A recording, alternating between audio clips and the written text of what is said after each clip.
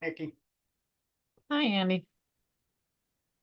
I just sent you an email letting you know that I do have this set up so anybody can share. So you can share your own PowerPoint, but I can do it for you if you'd rather. I think it's easier if you do it so that I don't mess up screen sharing. Please. No worries. Thanks. Let me go ahead and go find where did I put it.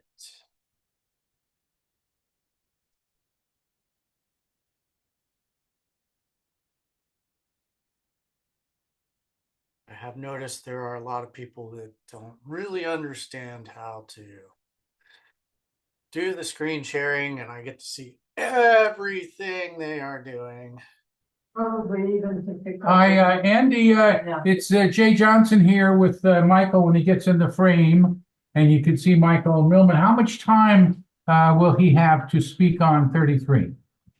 Well, so I had set it up that I was figuring that 5 minutes to give the basics, and then 5 minutes from the other side, and then we'd have well over a half an hour to answer questions. Oh, great. If Terrific. you'd like me to change that a little and give you 10 each, I just felt like 10 seemed a little long. No, that'll be Michael's call on that. So, Okay. Andy, normally, over. I'm sorry. Yeah. Normally, these debates, they give you between 2 and 3 minutes. So 4 to 5 minutes is very generous. And so you don't need 10 minutes to explain this proposition. I didn't think so. I thought five, and if you're done before 5, then you're done before 5 minutes. But correct. To be fair, that's very generous. Believe me, I've been in debates where they've only given me 2 or 3 minutes. I believe it. And Jay, if you don't mind, at least when we get to that part, I'm going to change your screen name to Michael Millman so people understand. They don't see him speaking and think you are him. Do you want me to change it, or will you change it? That's up to you. You can do it, or Andy, let Andy change it so there's no problem. Okay, Jay? Okay, I mean, I can. All right, so 5 minutes is fine with me. And then when they have questions, I'm more than willing to accommodate any questions. And I'm used to keeping it, Andy, very, very, very tight and concise. Good. That works. If we have a moment, I just want to do a shout out to Nikki Kohlhoff for her terrific work on the QS motion. I just think you're terrific, Cole. Nikki, you're just great. Thank you. That's very nice to hear.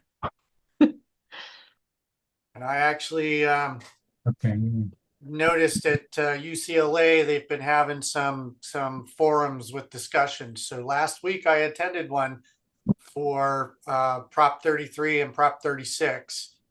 And then just today I attended one for Measure A, Measure DD, I think, and then Measure G with Zev Yaroslavsky was actually there. I think I got those measures right. I think Measure G is the one that expands the county to 9 supervisors instead of 5 and an elected chief executive. Yeah, I've been struggling with that one.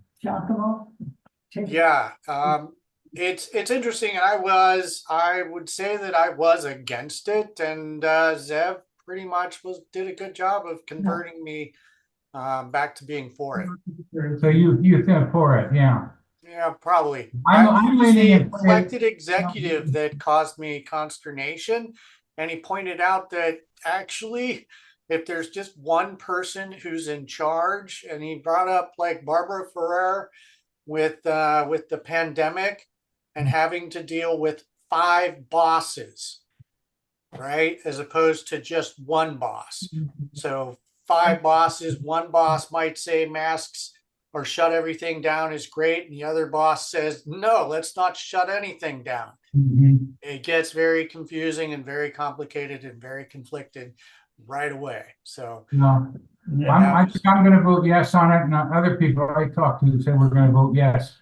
Only because you see, with the current 5 members of the supervisors, only 3 make the decisions, and some of the decisions like the needles and the meth pipes and some other things, we've been disturbed about. So having, moving it to 9, I think would have a much better balance to it.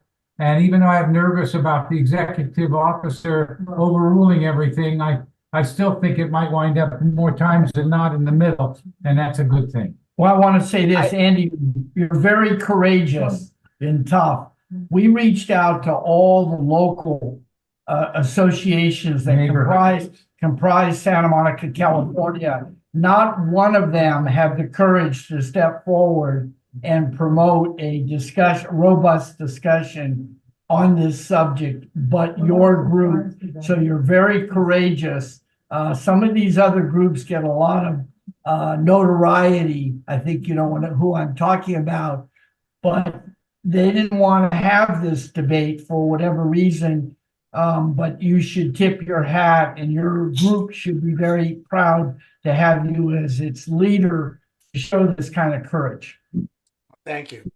Well, in fact, when I was at the meeting last week about the Prop 33, and I asked some very specific questions, one of our members was apparently tuned in on Zoom and wrote in to thank me for my questions and participating. So it'll be good. I picked up some good tips and data. But it is 6:33. I see we have our neighborhood resource officers here, a couple of board members. We'll give them like 1 or 2 more minutes, and then we'll start. But yeah, since we're not going to be discussing Measure A, I'll bring up the question I asked. And this is the thing, when I go to these things, I sit in the front row. So that way, when I raise my hand and say I got a question, I get called on first. And I specifically asked that, Santa Monica is already at 10.25% sales tax. Mhm. So if we pass Measure A, which changes Measure 8's 0.25% to 0.5%, what happens to us? 10.5. No, the state maximum is 10.25. Oh, So well, they changed it. the greater question becomes that extra 0.25%, does that prevent one of our measures that we passed locally from getting the money, or does it prevent the county from getting the 0.25% increase? And it turns out there was somebody in the room who was familiar with these things, and she answered the question. It turns out the county won't get that extra 0.25% from us, so it'll be a net wash for us if it passes or if it doesn't. However, one of the other panel members said, well, would you support Santa Monica not getting the benefits of that extra 0.25%? Which there was not really an answer to, but it was an interesting thought exercise. Matthew says the state changed the law on that. I thought the bill went to the legislature allowing this increase to go to 10.5. Yeah, Newsom did a carve out for it. Yeah, that's what I thought. Yes, it'll go to 10.5. If it passes, we're paying 10.5. Okay, that's good to know. I'm glad I brought that up so I don't spread misinformation. Our panelists didn't even know that, including it seemed like there was another professor in the back that was the one that answered my question. And she had worked on these measures, so even she wasn't aware of that. So thank you, Janet. Appreciate that. All right, we are at 6:36. We've got a pretty Use the good camera, crowd right? here. We got a lot to do tonight. So why don't we go ahead and get started with our neighborhood resource officers reports? Right. Officer Navarro or Officer Gavon, which of you would like to take the helm? Good evening. I'll start. I have all of the statistics here. Halima's not available today, so I'll be giving everyone the stats here. All right. Let's see. There was one simple assault, a battery, one domestic violence incident. There was one arson. It was just a trash can fire. 7 burglaries. 7 burglaries. That's a lot. Yeah, 7 burglaries. 1, 2, 3, 4. 4 shopliftings under $950. 5 under $950. 1 shoplifting, a felony over $950. Yeah, you want that thing? 2 thefts from a vehicle. Let's see here. 1 grand theft auto. 1, 2, 3 vandalism reports. That's it. The assaults are, one of them is a domestic violence. Another one is an elder abuse, where it was a child against a parent, with the parent being the elder. And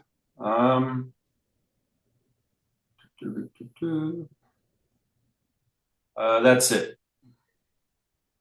So it looks like the biggest one was 4 burglaries from locked vehicles. So those are all window smashes into a locked vehicle. And then the 7 burglaries. 4 of them are garage burglaries, and the other 3 are carports. And one burglary into a residence. So it's just a reminder with the window smash burglaries, a reminder for everyone to keep their doors, their cars should be empty. You shouldn't leave anything in your car where someone can smash the window and get in and steal whatever will be in there, a purse, a bag, a backpack, computer. Don't leave anything in your cars. And that's it for the statistics.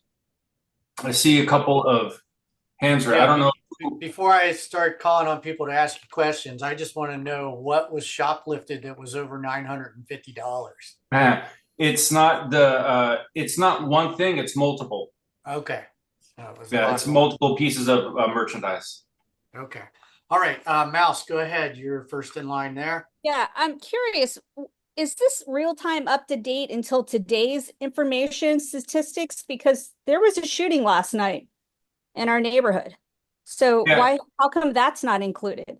Yeah, it wasn't run to yesterday. So the incident on Stewart's not included in here.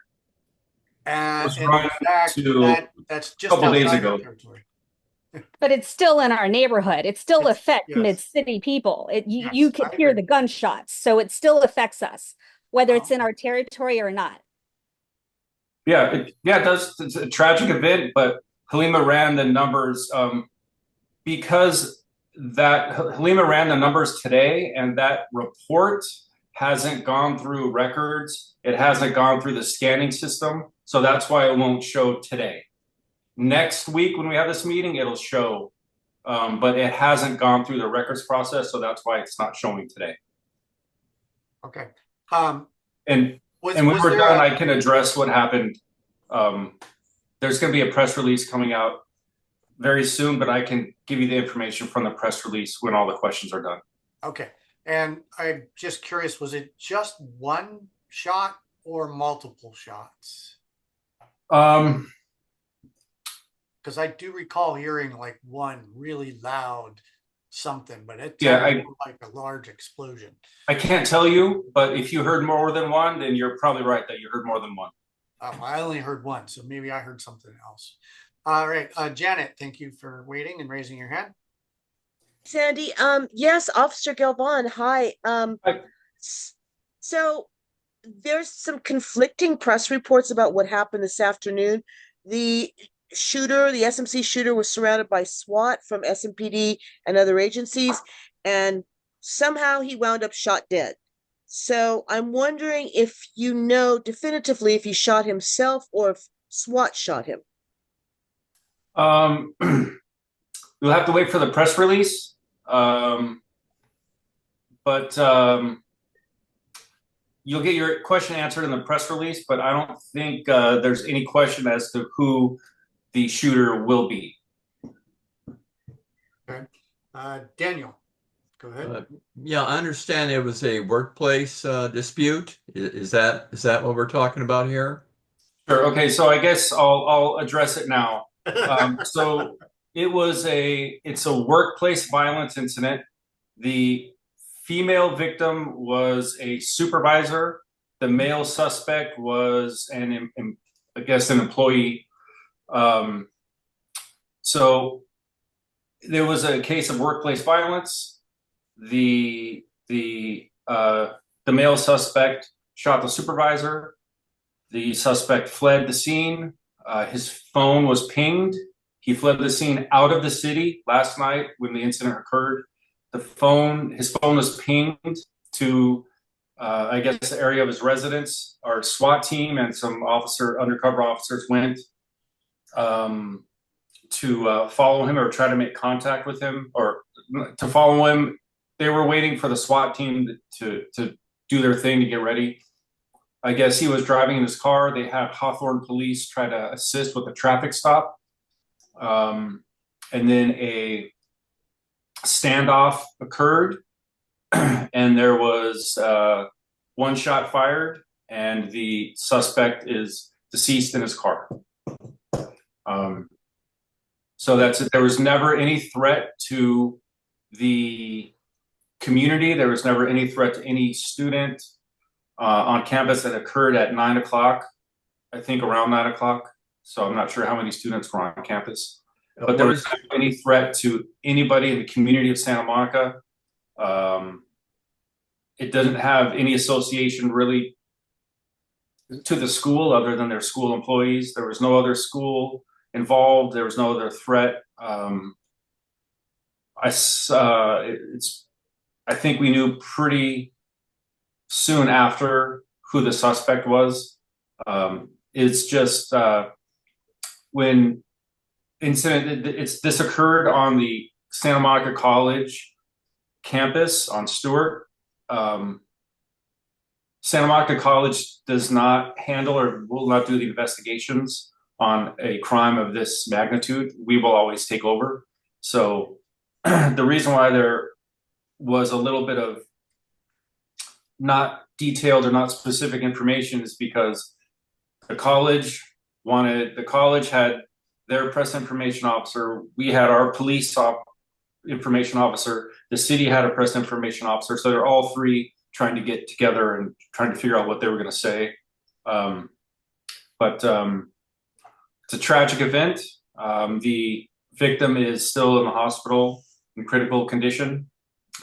Her name and I think some more details will be released when the press release. The press release should be coming out anytime. Should be coming out very soon. But there'll be more information on the press release with her. Her name will be on there and all that. Okay, thank you, officer, and let's hope that that she recovers. I hope so. Yeah.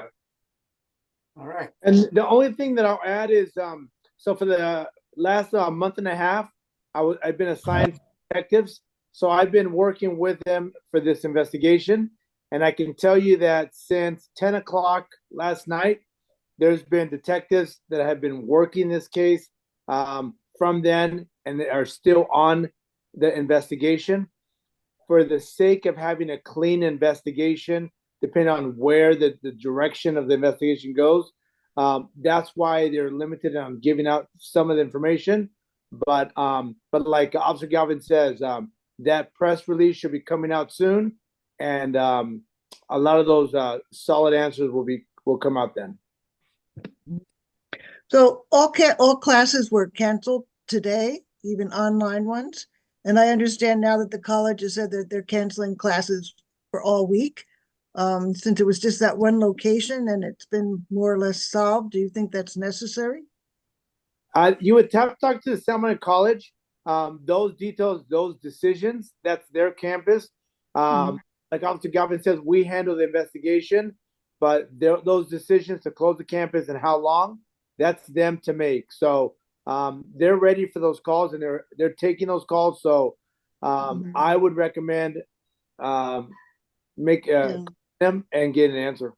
Yeah, but I mean, having the college open, would that interfere? That wouldn't interfere with your investigation. But I mean, no. It would not, because once we've closed the scene, then it's business as usual. But again, it comes to the campus caring for the safety of their students, and what they find is important. And it's also, Ellen, don't forget that the police, the detectives, are going to be wanting to interview fellow employees, and so keeping them off campus kind of prevents them from all being around each other and gossiping and sharing stories, and then forgetting their own individualized story and then sharing this same uniform story to the detectives. Whereas with the campus shut down and the detectives can reach out to them individually, they might get a more clear picture and more details than if they let everybody get back together. I don't know. All the classes are online until Sunday. Yeah. Okay. But classes online. But classes are still happening. They're just remote until Sunday. Yeah, that's not. And I actually should have been on campus last night, and I didn't because I had a huge project I was working on. So I'm a little more affected by this than I'm a student there. Yeah, and there were students on campus, and some of them were interviewed on TV tonight, and said that they were a bit upset that they weren't given warning or shut down or things of that nature. So I mean, I don't know what happened.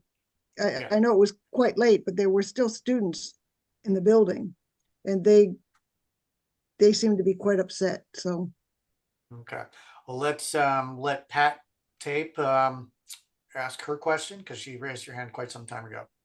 Sorry. You'll get to go? Yes.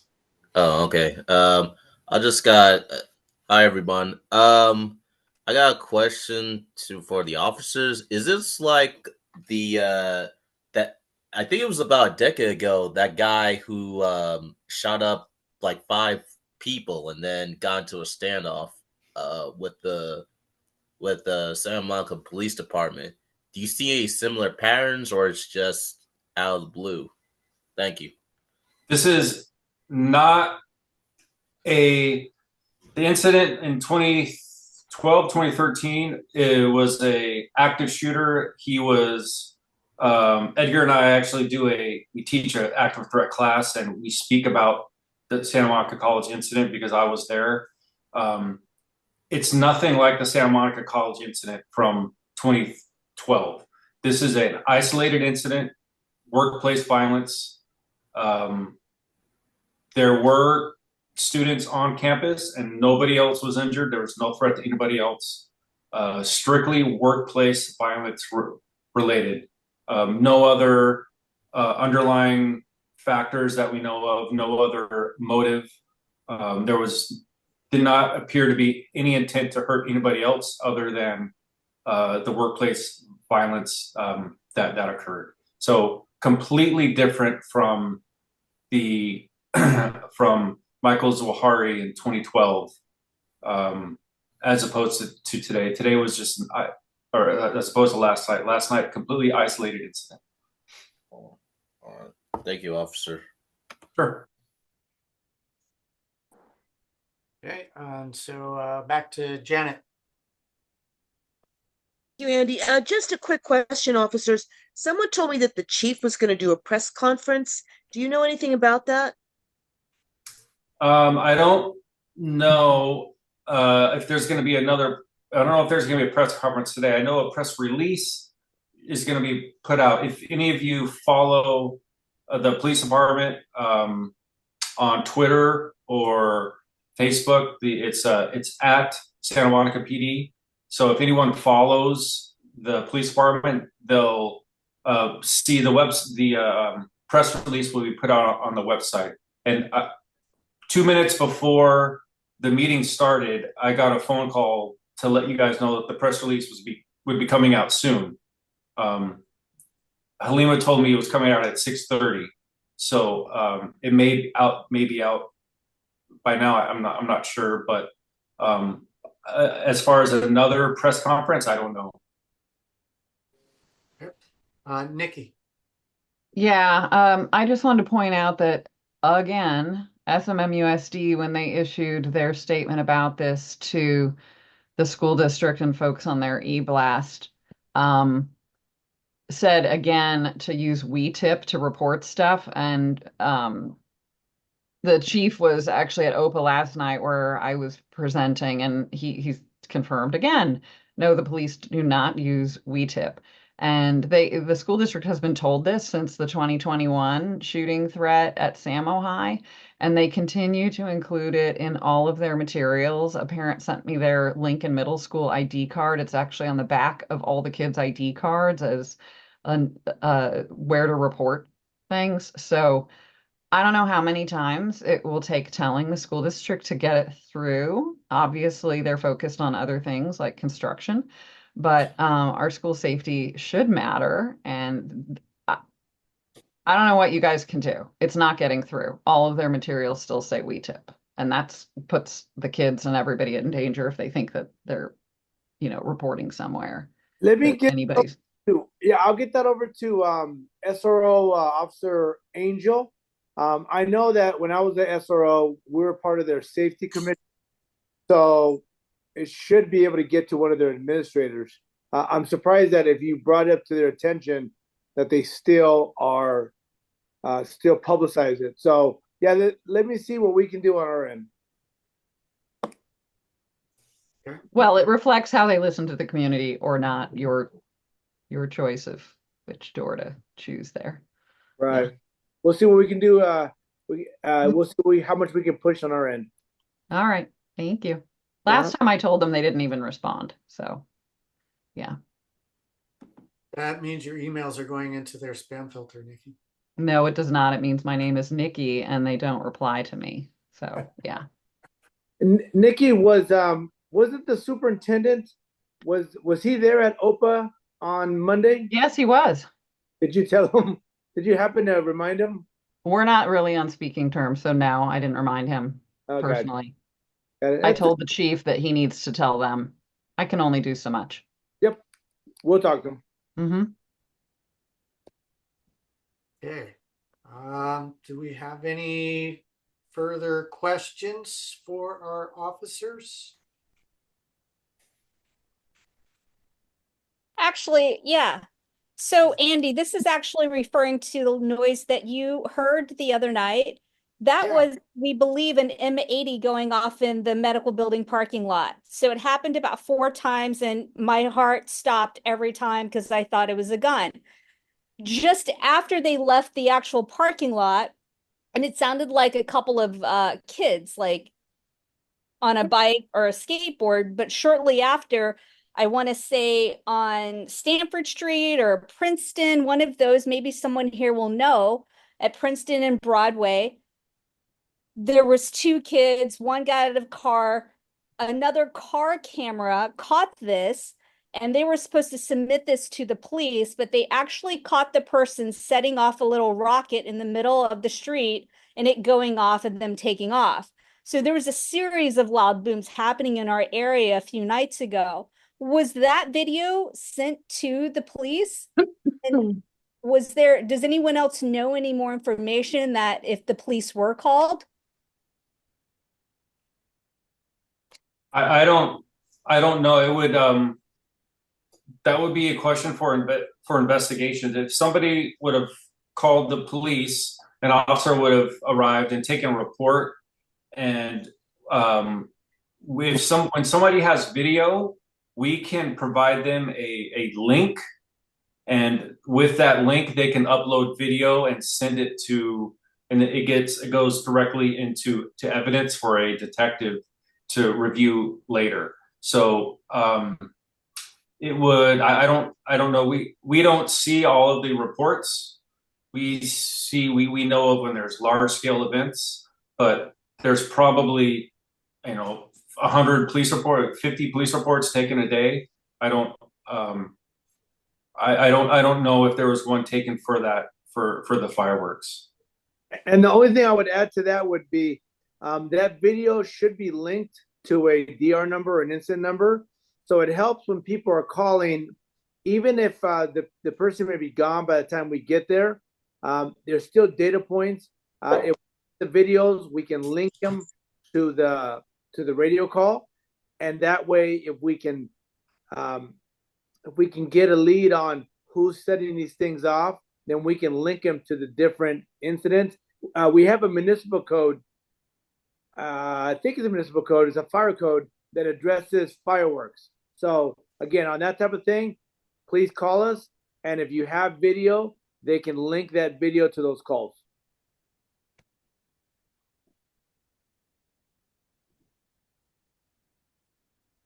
Pat, you've raised your hand again. Hello again. I'm just seeing KTLA they got the name of the suspect, so it looks more, how should I say this? It looks more of a person of color. So do you think that's gonna frame the story in a different light? Because when I saw the name, it looked like, oh man, SWAT team came in, and I don't know, it's kind of looking like a bad scene.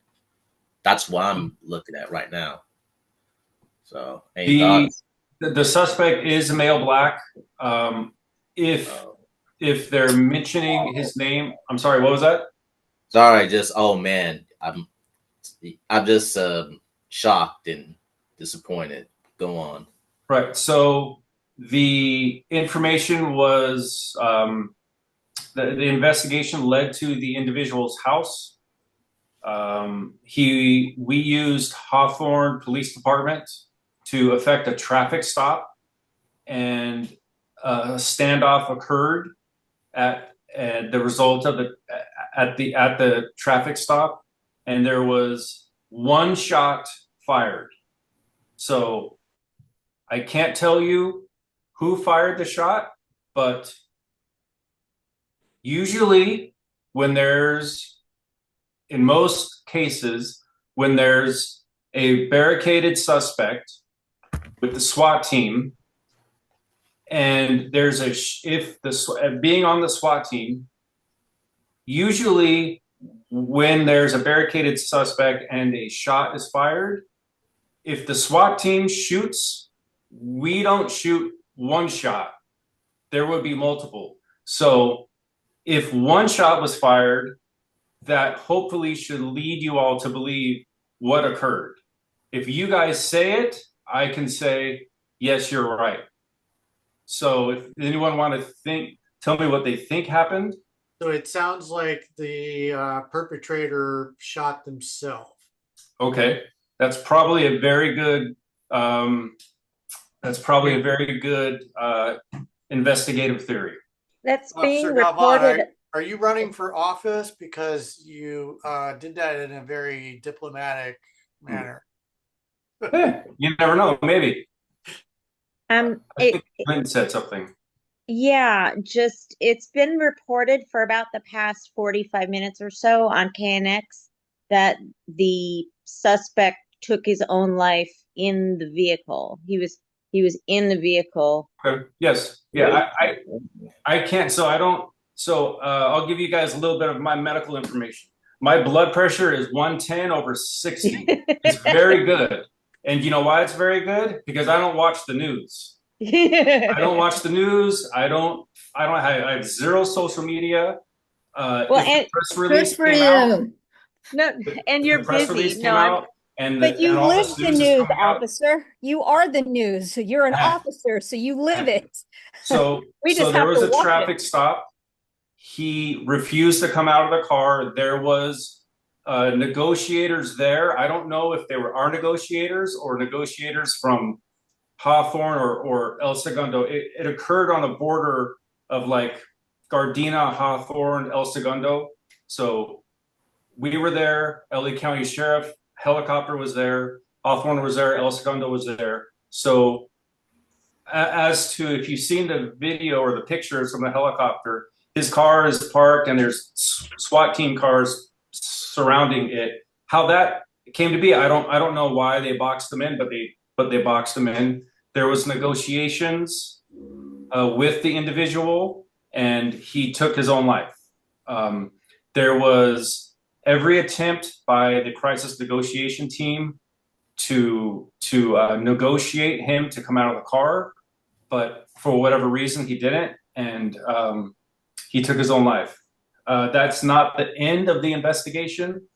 The investigation will continue for weeks upon weeks upon weeks, and so there was no. I wouldn't. There was zero bad tactics. We didn't do anything wrong. So it's one of those unfortunate events that yes, he took his own life. But we are I don't know. Like I said, I don't know if it was our negotiators or Hawthorne or El Segundo, but there was an active negotiations going on. So it's tragic, and it's good that no one else was harmed. And I apologize. I just wanted to share though that KNX was reporting, so right. so that it's public. Okay, that's Yeah. fine. Yeah. So now that it's public, I could tell you guys a little more like I just did. But yeah, it's tragic all around. This is, like I said earlier to I think to Pat, this isolated incident. It doesn't appear like there was any intent to hurt anybody else. So it's not case closed. They're still going to investigate for weeks upon weeks, and we just hope that the victim survives. Mm-hmm. Yeah, definitely. So Janet. Yeah, hi, thanks. I was just wondering about the level of training of the SMC college police. I was trying to recall who fired the shots 12 years ago in the SMC shooting, and if they have that capability to make that judgment to fire, a shot if someone is really endangering the lives of others. SMC, they're sworn police officers, just like myself and Edgar. They go to a police academy. They go through the training. They go through active threat training. They go through advanced officer training. They're on the same 2-year cycle that we're on. So when we're in a class, sometimes there's a couple of them in the class with us. They do all of the shooting in our range, all the driving. At the SMC shooting 12 years ago, it was 2 Santa Monica police officers and 1 SMC sergeant who engaged the suspect and ended the threat. So Santa Monica College sergeant Bottenfield, I think it was Bottenfield, was there. He fired his weapon, and our 2 officers fired their weapons. So they're trained just the same as we are. They just don't investigate felonies because they don't have detectives. They just have officers, and then like a couple of captains and a chief. Right. Well, we have logged that course sufficiently and delayed and stalled enough that I was able to figure out why Denny wasn't here yet. So I got him the info he needed and he has arrived. So I'm going to say goodnight to our neighborhood resource officers. Thank you for coming. We will see you. Sorry, next can I month. just ask, I'm sorry, can I just ask you one question? Sure. So I'm just curious because I go to the nursing school there. So why is the campus closed till Monday? You know, that's a question for Santa Monica College. We don't have any say what they do with the campus. That's a question for them. I'm sorry, I don't know. Okay, thank you. Sure. And you probably, Amrat, you joined a little late. You might have missed me suggesting that there were potentially witnesses that they want to keep separate until they have a chance to investigate and interview them, so stories don't get commingled. It's kind of a standard detective type process. So that could be the reason. I Yeah. can't say. Yeah, but there are classes like the nursing classes that do need to meet every day in person. So That's true. it but should not be that way. Thank you. It's what I refer to often as deep pocket syndrome, resistance to being sued by taking all potential precautions and just saying, well, we didn't put anybody in danger because until we know. So there's that sort of hesitancy on the part of big organizations to take actions. Yeah, and also based off of what happened tonight, that the situation might change. Their decision to open up the campus may happen. So I would say call tonight or tomorrow morning. No, I had my finals today. They're not going to open. I have my clinicals. They don't want anybody on campus till Monday. So I'm More time to study. More time to study. Yeah, except I was ready today. So, all right. All classes are still resumed only on online. So classes are still happening. Yeah, but not. You can't do a clinical final online. But then okay, guys, you can still check in online and find out when the makeup test is. I'm stopping this conversation because our guests are here and it is 7:10 p.m. and I want to move on. So officers, thank you very much for the very detailed information you provided us. And we will see you next month. Bye. Good night. Thanks, guys. Sure. Bye-bye. Thank you, sir.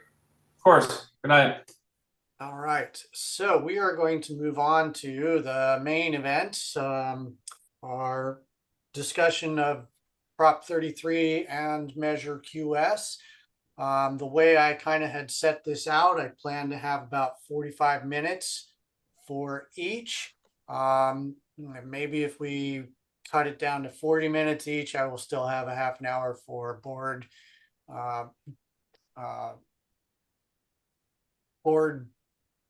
duties later. Business of the board, thank you.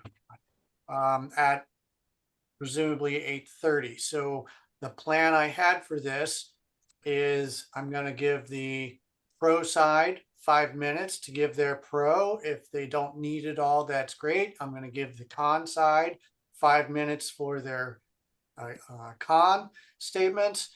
And then I will take questions from the crowd if I don't have any myself. And I'm going to pretty much mute everybody except the speaker, just so we don't have crosstalk going on or echoes or anything like that. And if you use the raise hand function, Zoom is very good at putting you in the order in which you raised your hand for me so that I can call on you in the order in which you raised your hand. So I would appreciate it if you all would use that function so that I can kind of maintain some order on this. All that being said, Denny, I'm going to let you have the first 5 minutes to tell us why we should vote for Prop 33. Hi, you all. Thank you for the opportunity to address you tonight. I'm Denny Zane. I'm a former council member and mayor here in Santa Monica, and maybe more pertinent to this discussion, I was campaign manager for the rent control campaign back in 1979, where rent control was first adopted, and I've been active in my community really for 45 years, I guess. And if you were involved with rent control all that time, you would know that early on there were efforts. There were multiple rent control laws around the state at that time. After Prop 13, maybe 12, I guess, altogether before the Costa-Hawkins Act was actually adopted. Some of them had vacancy decontrol, some of them did not. Our local law did not have them. Virtually all of them exempted new construction and had a exemption for single family homes in them. The Costa-Hawkins Act had been presented multiple years to the state legislature. It failed for a long, long time till 1995 when it was adopted. And what it did was require all rent control ordinances in cities and counties to include vacancy decontrol and exemptions for single family homes and exemptions for new construction. Now, I'm going to talk about the exemptions first, but because I want to argue that those are really not necessary at all in state law, because cities were doing that as a matter of course in their own rent control laws. There was no need for the state to intervene with those issues. And there are reasons why we don't want the state to intervene, because, for example, we know now that while our model of a single family home has a natural person owner, there have been multiple major corporations who have been buying up thousands of single family homes. For example, in East LA, where I think it was Blackstone has something like 80,000 single family homes. And you might want to treat in a rent control law single family homes with natural owners different from major corporations. With respect to new construction, I think every rent control law had exemptions for new construction, but I think looking back, most would say that exemption should probably end in 15 or 20 years, because that point, that's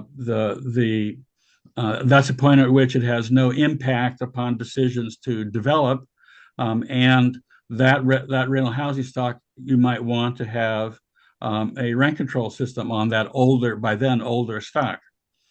But the core issue for Costa-Hawkins was vacancy decontrol, which meant that when a unit became voluntarily vacated or lawfully vacated, that the rent could go to market.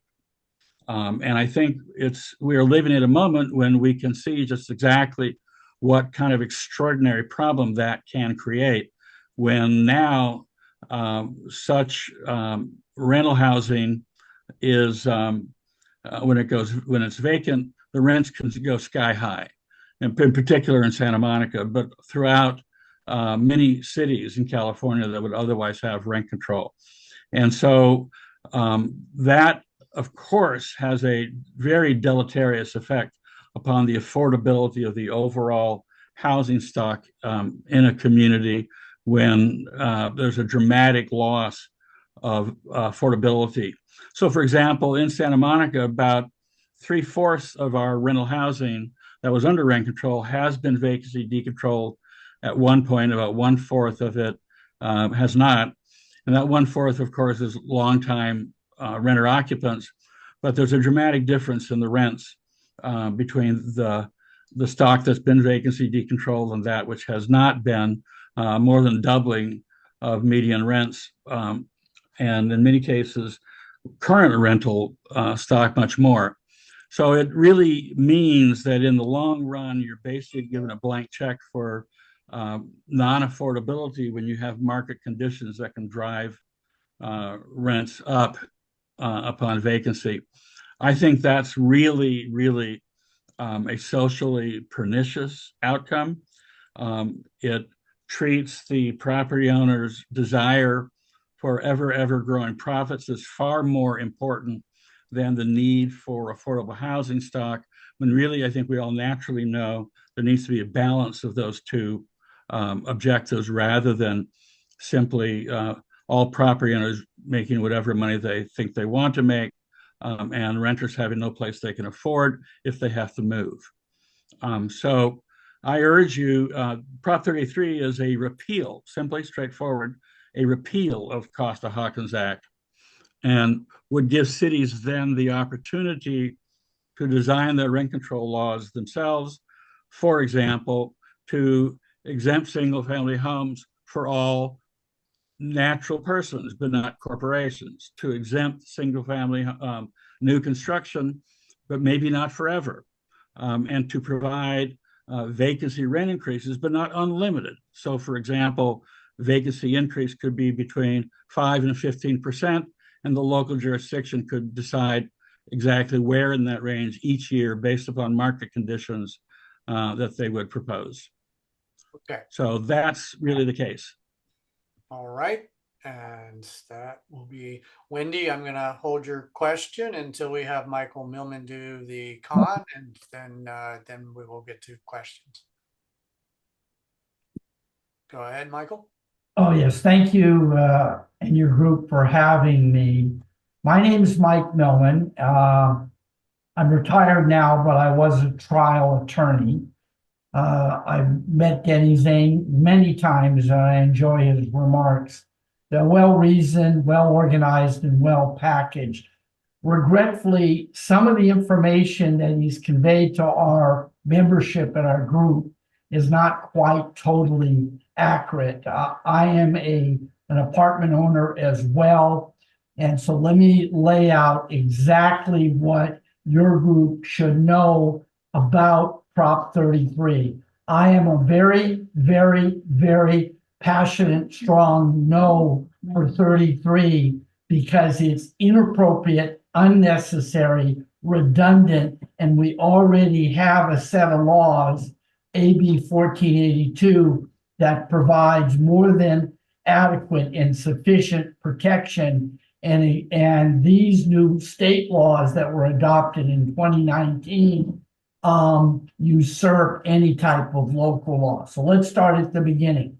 Let me address my friends who are renters.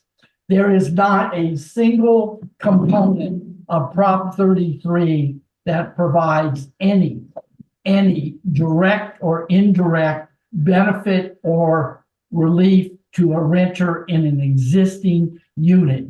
He or she is protected by the strongest rent control in America, Santa Monica Rent Control. You'll never be removed from your apartment ever under any circumstances unless you violated your rental agreement and haven't paid your rent. There is no benefit. What SMER has been selling is that they had told renters in Santa Monica, if you vote yes, then we'll guarantee and make sure your current rent will be discounted, reduced, and go down. That'll never happen. The chairman of the Prop 33 campaign, Susie Shannon, when examined at another debate, was asked by a tenant, will my rent go down? And she was forthright. She had problems originally, but eventually she said never, never. So let's talk about the current tenant. Your rents are already capped under the state law and Santa Monica law at approximately 1 to 2% per year under our current rent control situation. The cost of water, sewage, and trash, and Denny Zane would agree to this, goes up 14 to 16% a year. We've lost a lot of apartment owners' insurance. They've gone out of state. So we have to scramble for that. The next thing I'd like to focus on is Denny Zane told you exactly what's in his sweet spot or target spot. Those rental units that for whatever reason turn over and become vacant, Denny Zane wants to select a bureaucrat, somebody, put him in a dark office, no windows, and that bureaucrat, never elected, never appointed, never evaluated, he or she tells the owner, okay, this is what your rent should be.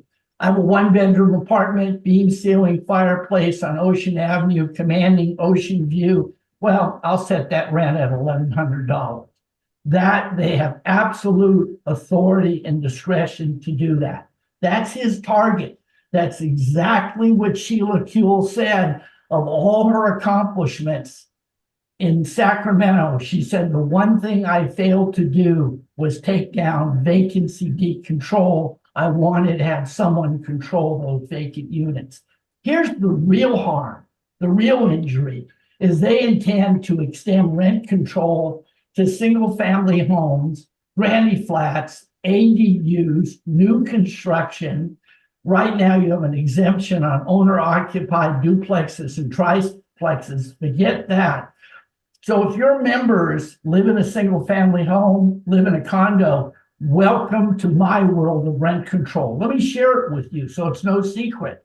The first thing you'll do as a rent-controlled unit is pay a registration fee. Let's start with something simple, $1,000 a door per year. Then they'll start wanting to investigate your unit.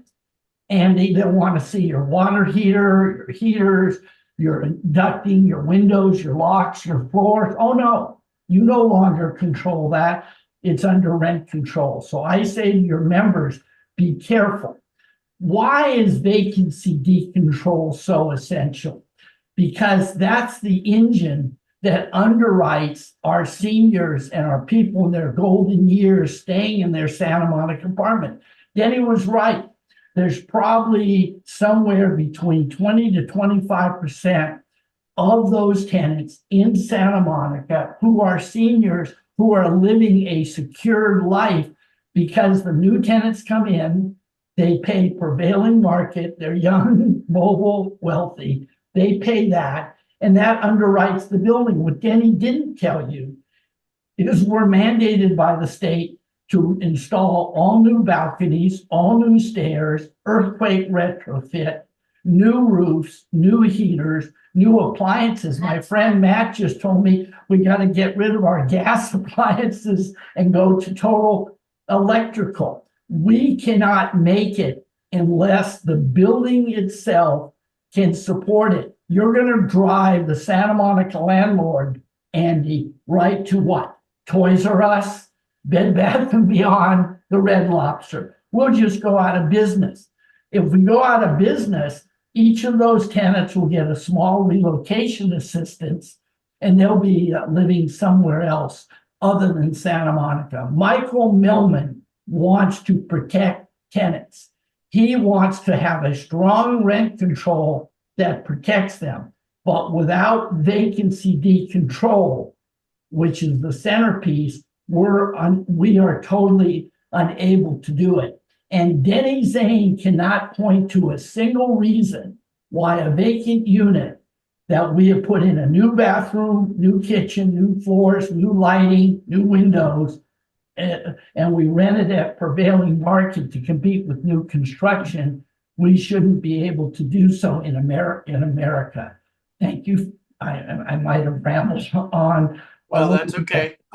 You both went over the 5 minutes by a couple minutes. I gave you enough time to round out your thoughts. I know Nikki put a question in to the chat. Andy, is there right any opportunity? Is there any opportunity for response between? I could give you each 2 minutes, or we could jump to questions and I think we should do questions, which will pick up the response. and then at the end, if there's not enough questions, we can do some more back and forth. So Nikki, do you want to ask your question? Sure. Yeah, Denny, I guess I'm very confused at the rationale for these changes because SMER, Dem Club, SEPS, and Forward all are supporting SB 10 and all of the other takeovers by the state and seem to be fine with that. And except for now, state control isn't okay and we want local control. So it just seems a little inconsistent. And I'm that's my sort of question is why the inconsistency? And then my comment is I'm not sure why we would do any of these things before getting corporate ownership out. That is the biggest factor, and that folks like SMER and others are not fighting stronger to get them out seems to confirm, the support from big developers and big ownership that are funding these campaigns. So Nikki, I don't know where you heard that SMER was supporting SB 10. It's not true. I do not support SB 10. I think that's just a rumor. No, all the candidates that you have there's a supported lot say of- they will enact SB 10 as soon as they're elected. You supported them and they will enact SB 10. Same difference. Well, number one, SB 10 is a state law that requires certain things on the part of cities in It's their optional. housing elements. It's But we do optional. not, yes, and I do not support it, and I will urge them not to. Okay. Wendy. Hi, I just wanted to say that my daughter's best friend lived across the street in a rent-controlled building, and it was sold to a LLC, and they tried to have the daughter take her apartment, which was a 3-bedroom, 2.5 baths on 21st in California. But since an LLC can't, then they sold the building to their friend whose son took their apartment, even though there were 2 empty apartments. But basically what I'm saying is then they sold it back to the LLC. So what's going to happen is these small building owners can't support and do all these fixes, and then they're going to just end up selling to corporations which clearly have the money to do Ellis, and then we're going to have more new construction and less rent control or rent stabilization. So that's my concern. So thank you. I didn't really hear a question there, but maybe a little background. Basically, part of the Costa-Hawkins Act says you, and there's the Ellis Act as well, you can only, you have to take your building out of rent control. You have to empty all the units for 5 years, or say you're never renting again. Then you can remove them from rent control. And after 5 years, you can bring them back at market rate. You can also take over a unit if you personally own the building and say, I want to live there, or a family member, etc. And it sounds like that is what happens. Some people abuse the process that was currently set up by our city. And it seems to me, and Denny, correct me if I'm wrong, but Prop 33 would allow Santa Monica to forbid that from happening if they wrote it into their rent control ordinance properly. SB 33 would not affect the Ellis Act. But we have seen instances, in particular at Barrington Plaza recently, where a property owner thought that if they could empty the building and keep it vacant for 5 years while they remodel it, that they could come back and have vacancy decontrol. And the court told them that no, they could not do that. And so they were forbidden to continue the evictions. So that's the Ellis Act, but Prop 33 does not affect the Ellis Act, although I wish it did, and I wish it would repeal the Ellis Act as well. Yeah, if I can add. Yes. people who are strong no on 33 have no interest directly or indirectly to support any form of deception or fraud, manipulation on title, or if you want to have a person move into a unit and pretend they occupy it and now they became somehow related to the owner. We don't believe in that and we don't sanction that. We think that Santa Monica has sufficient on their books now in their charter amendment to address that to the extent that they can say, as Denny just said, the Barrington case revolved around a finding by the trial judge that the removal protocol or procedure, right, Matt, was not made in what is called good faith. So there was a good faith trial and they found it was done in bad faith. So all these maneuvers that the lady talked about would never cut mustard in Santa Monica. It's done in bad faith.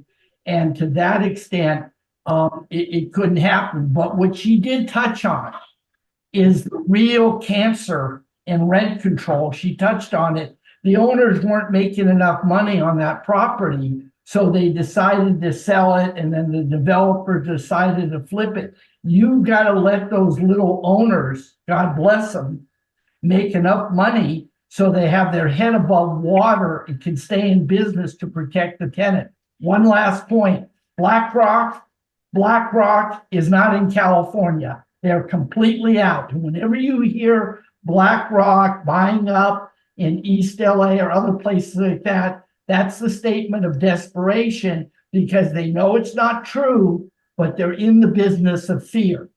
And that's the business. I just want to say BlackRock is completely out of the picture, but it does teach us a little bit about what happens if you can't crunch the numbers. They will go out of business. Thank you. All right. So Daniel. I do want to say that my mention earlier was Blackstone, entirely different company.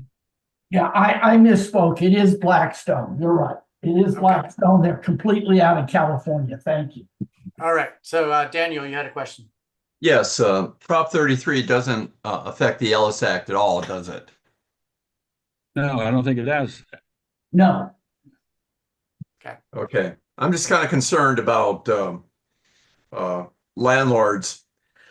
If they can't increase the rent to the prevailing market rate, it would encourage them to sell to developers who will then Ellis the apartments and basically screw the renters, as happened to me in West Los Angeles. So that's one of the concerns that I have about Prop 33. Is my concern ill-founded? No, not at all. Not at all. That is the ultimate final solution. If the numbers in your unit, whether it's a triplex, 5 units or 8 units, do not support enough to give a fair return on investment, at least 5% a year after expenses, those particular owners will give up. And you know, and I know, the new owners are not the original owners. They're the children or the grandchildren who have no stomach, I hate to say this. Michael, if I could have a chance to address that. 2 in the morning on a broken toilet.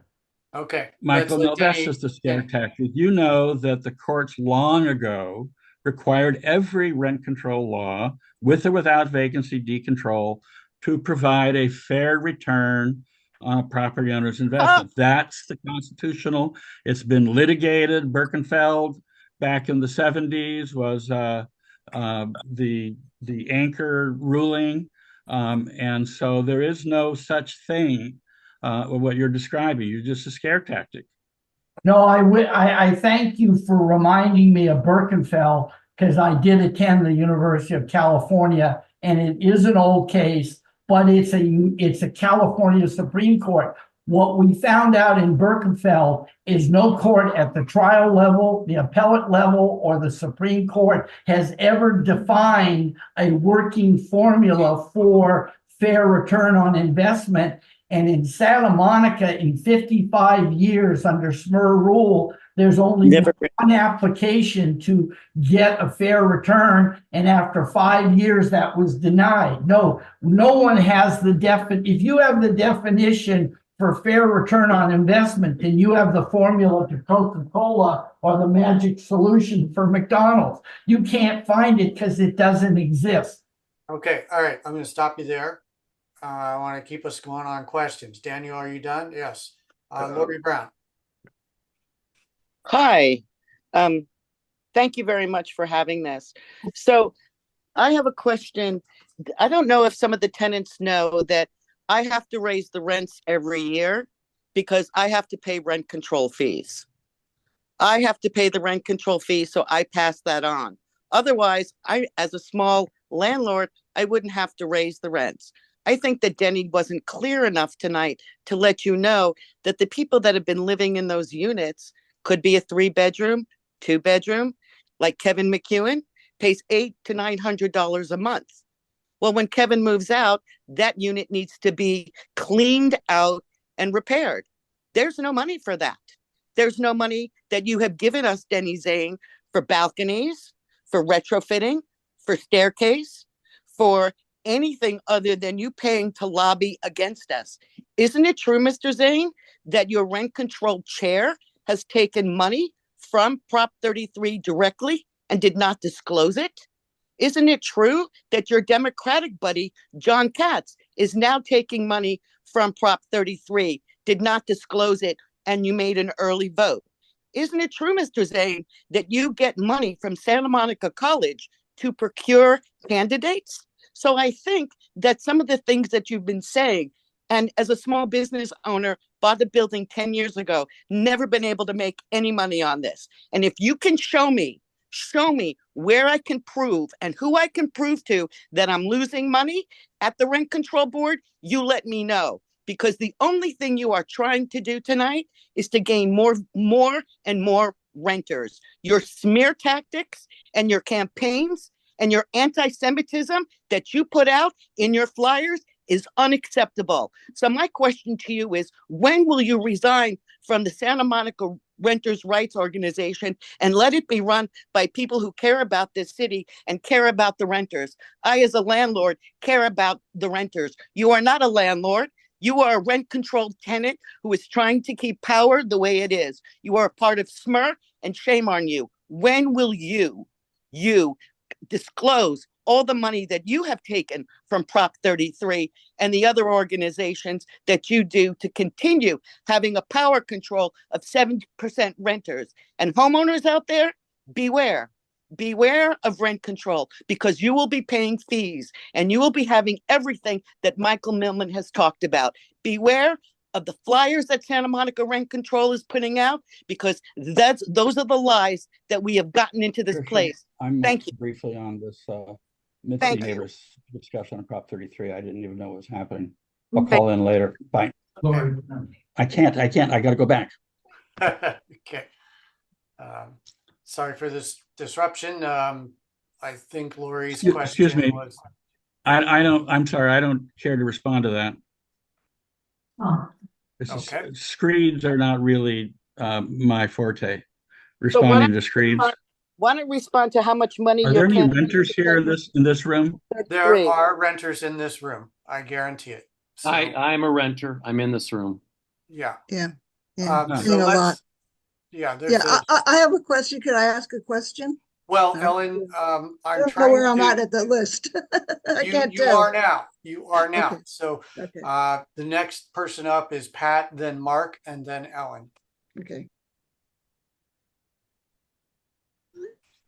So Pat, please. Can I quickly, Andy, how do I get full screen on Michael? My Zoom is set for that under speaker, but I think there's something on your end that might need to change so I can get full screen for him. If there's 3 dots, if you hover over any particular screen, there are 3 dots. And when you click on those dots, one of the options says pin, and that will pin the speaker for you, and they will be big and bold and front and center, and everybody else will be small. We're fine. So, all right, Pat, thank you for your patience, but go ahead with your question. So I have another meeting I'm gonna have to go to. So sorry, I didn't realize that this was tonight. Okay. Can you give us another 10 minutes? That's about right. Okay, that 10 minutes, I was going to cut it off anyway. So Pat, please. Thank you. Oh, okay, I'm gonna try to keep it short. I don't want to keep y'all too long.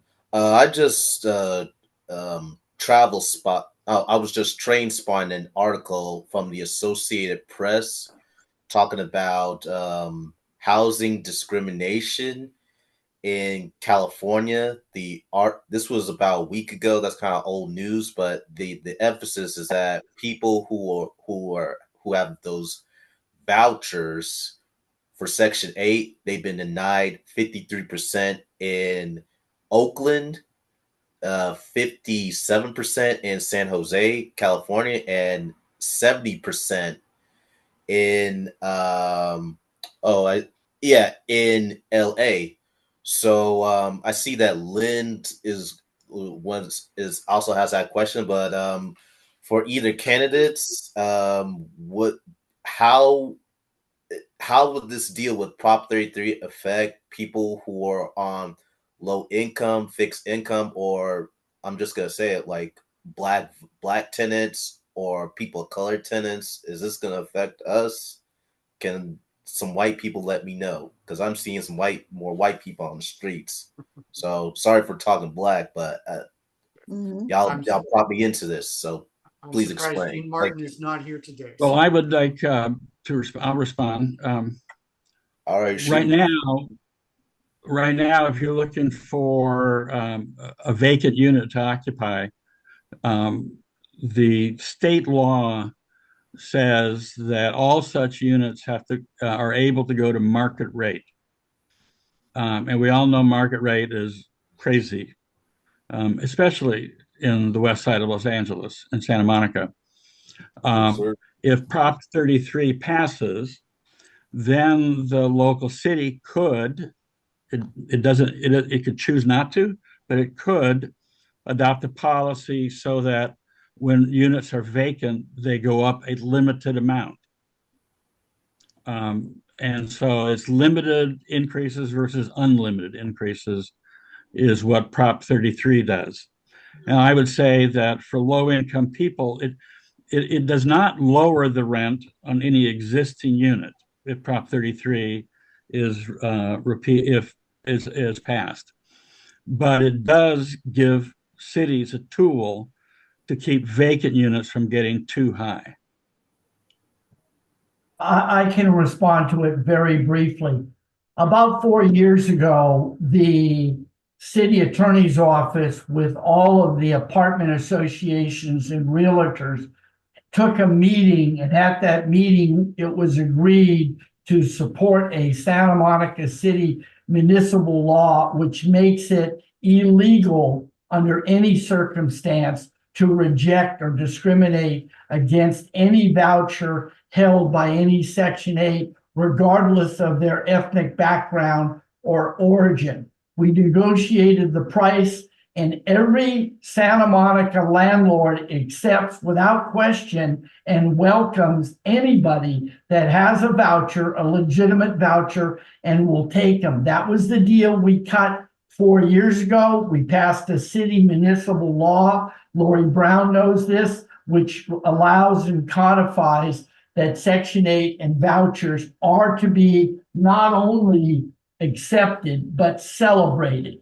And for 10 years, I was on the city attorney's discrimination subgroup to make sure that nobody, regardless of their background or origin or faith or anything, is ever discriminated. And there has never been, and Denny Zane knows this, a case in Santa Monica based upon discrimination for vouchers associated with race and color. Never. And we went out ahead of time.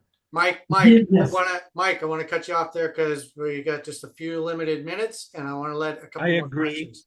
Thank you, sir. Am I up? Yes. Thank you. Ed, this is a question for Denny. And it's related to what Nikki just posted in the chat. I'm concerned that we have no idea what the position of the pro 33 people are if it gets passed. So it's kind of a black box. But specifically, one of the key drivers of gentrification in Santa Monica is all of these gigantic new buildings that are all market rate.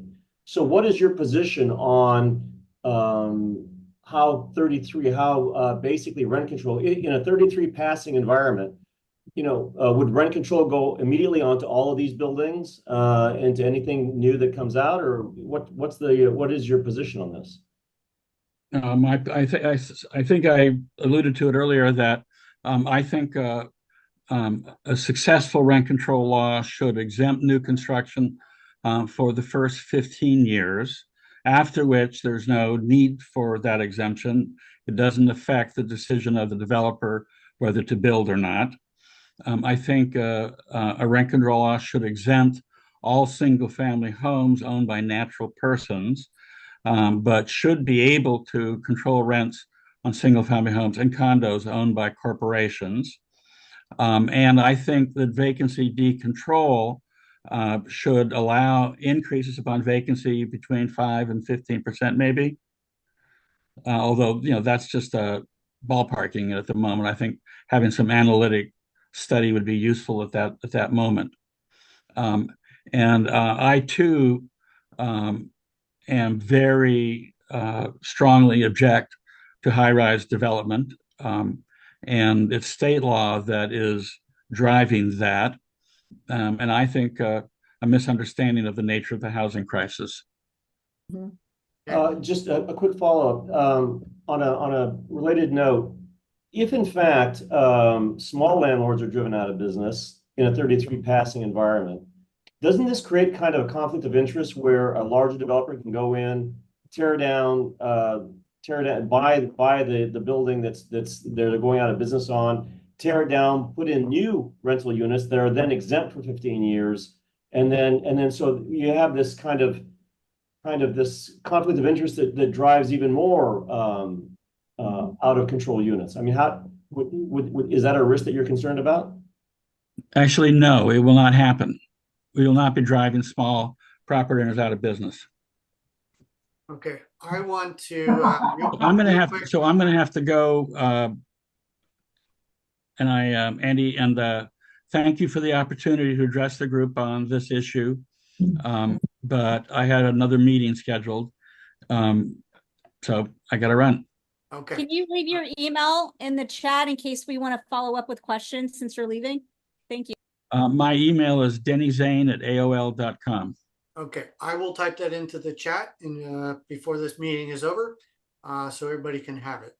I just want to point out, if Prop 33 passes, it does not mean anything immediately changes in Santa Monica. It will be up to the existing Santa Monica City Council to make those decisions.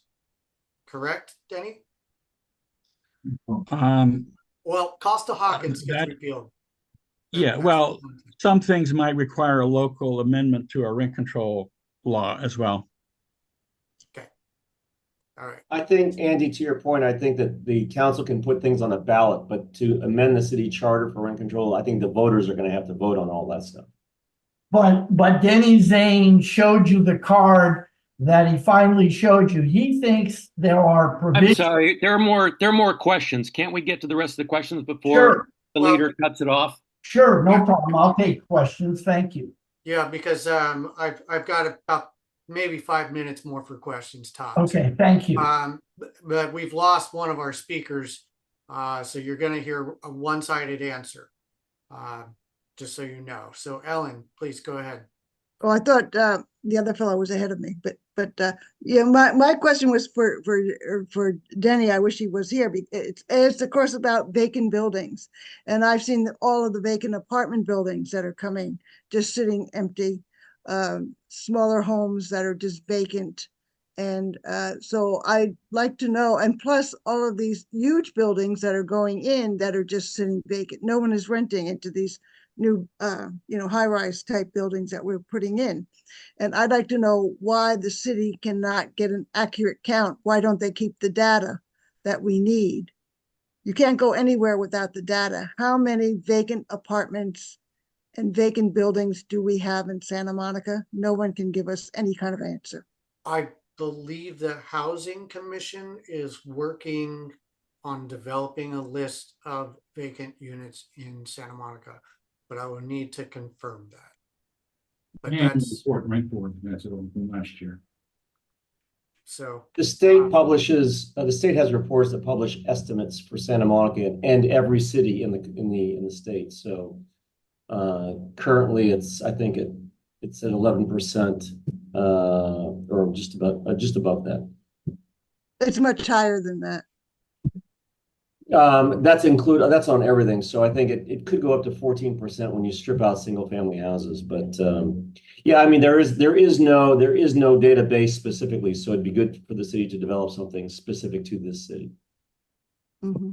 Okay. So one of the things I asked, I watched the presentation at UCLA last week about this, and the question I asked, because it was brought up in that discussion that an area like Huntington Beach, which is currently being sued over their housing element, if Prop 33 were to pass, they could pass an ordinance saying all new construction in the city is limited to $1 per unit, period, and therefore make it so no more housing would be built in Huntington Beach. And also, and Michael, maybe you can correct me if I'm wrong on this, but they indicated that with Prop 33 passing, if a city passes a rent control ordinance, the state cannot step in and override it, because as a proposition, this overrides any state law. Now, Michael, am I interpreting that correctly? I think you're semi-interpreting it correctly. You know, I would like horseshoes. I'm going to give you some credit for getting close. There is already on the books a statewide universal rent control law for California, AB 1482. If a municipality was to adopt a law that conflicted with 1482, which already preempts that area, then the court would probably find in favor of the state and against the municipality. But they did try in Minneapolis 2 years ago to have a very strict extreme rent control. And at the end of 1 year, the city council asked the building department, can you tell me how many new building permits were issued or taken out? And he told them right away, 0, not 1. So when you have extreme rent control, plus an attack on maybe Prop 13, plus an attack on Ellis, you're going to see a lot of beautiful buildings, but they'll be in Austin, Texas, Andy. I'm sorry. No developer is going to allow a rent stabilized Santa Monica to tell them build 20 units, but you can only charge $5 more a year. It'll never happen. I'm sorry. To further my inference, then, if this passed, our city council could decide to say, hey, you know, we spent a lot of time and effort creating our zoning ordinances. And if you want to build according to our 2019 standards as they stood at that time, you will not be subject to any rent control, but anything that exceeds that would then be subject to $1 per unit. That would eliminate all of these developer remedy projects, but it could have other potential conflicts and downward things. So realistically to your members, this city is controlled, owned, and operated by Santa Monica for renters' right. No one on the rent board, no one on the housing commission, and no one on the city council would ever take a vote unless Michael Soloff and Denny Zane blessed it. No. Okay. The final solution is to destroy housing, please. Let's be honest with each other. Thank you. Mike, I have Jerome still has his hand up Okay. and clearly had a question. I want to let this is going to be the last question. So Jerome, go ahead, because I've got two other speakers waiting for their turn on Measure QS. Sure. Well, just a couple things. I'll be brief. I know that Michael said earlier in his introductory talk that Santa Monica's limited by 1 or 2%. That's actually incorrect. I believe in our charter it's 3%. So every year, it's going to be probably 3% if our inflation continues to be at 2+%. The other thing I want to say is this. I haven't decided which way I'm going to go on this proposition, but when I lived in Silver Lake for a long, long time and it got gentrified, what happened was that people couldn't afford to live there if they had a, regular, typical job working at Trader Joe's or wherever. And just by way of example, this does happen in places where the rents get to be so high because, the vacancy, whatever it's called, that people who might work at Trader Joe's in Silver Lake are driving 20 plus miles from Covina just to have a day job. So I know that right now, I am in a rent control department, but I came here 6 years ago, so it's not cheap. But if I were to move here today, it would be $2,700 or $2,800 for a 1 bedroom, which is insane. And I wouldn't be able to afford that. And that's the problem with the communities that are very, desirable, is that if they're now I have sympathy for landlords and they need to be able to make some kind of a profit. But who can move into a $2,800 1 bedroom apartment in Santa Monica today? Certainly not anybody on a fixed income. Certainly not anybody who's working at a Trader Joe's or, at Whole Foods. So where's the workforce? They've got to drive and they've got to fill the freeways. So I don't know, I don't really have a question, and Denny's gone now. But the last thing, Michael, I would say is, with all due respect, to use the phrase final solution, I wish you wouldn't use that phrase. It's kind of offensive to someone who's Jewish. Okay, thank you. I apologize if I used a phrase that was susceptible to more than one interpretation, and one of the interpretation was offensive. I'm very sorry. Please accept my apology. Number two, the Consumer Price Index came out 3 days ago, and CPI is 2.4. 75% of that would be below, thank you, sir, 2%. The 3% is the cap. That's the cap in Los Angeles. That's the cap in Santa Monica. So it wouldn't be 3%. It would be well under 2%. In Santa Monica, sir, you're absolutely 100% right. But what you didn't appreciate is the largest landlord in the city is Community Corp that controls 3,000 units, but never gives it to somebody at Trader Joe's or Bristol Farms or Whole Food. They give it out to friends of Denny Zane or Mike Soloff or someone like that for political patronage. This city is run by the hospitality unions and SMER. So you're right. There are people who deserve them, but they're not getting those units because they're going to political friends. And you're right. Trader Joe's, Bristol Farms, Whole Food, Target, Rand Corporation, St. John's, the college, they have never built, and you're right, they have never built, and you're correct, not a single workforce housing unit for their staff, not UCLA, not anybody, not UCLA, not anybody. The real crime are these corporations came here and never provided for the people that work and service them. Finally, $2,800 for a 1-bedroom apartment on Ocean Avenue with an ocean view, and you have to put on a new roof and retrofit for earthquake, plus stairs and balconies. You're still going to be underwater. You're still going to be in the red. What you have never talked about, I'll meet you for coffee offline, is what it costs to run those apartments. Okay, and then the tenants that don't pay. But you're correct. It's expensive to live in El Segundo, Manhattan Beach, Malibu, and Santa Monica. These beach towns are expensive, and you're right. And incidentally, I lived in Echo Park for 6 years. Thank you. Yeah. All right. I think we're going to wrap it there.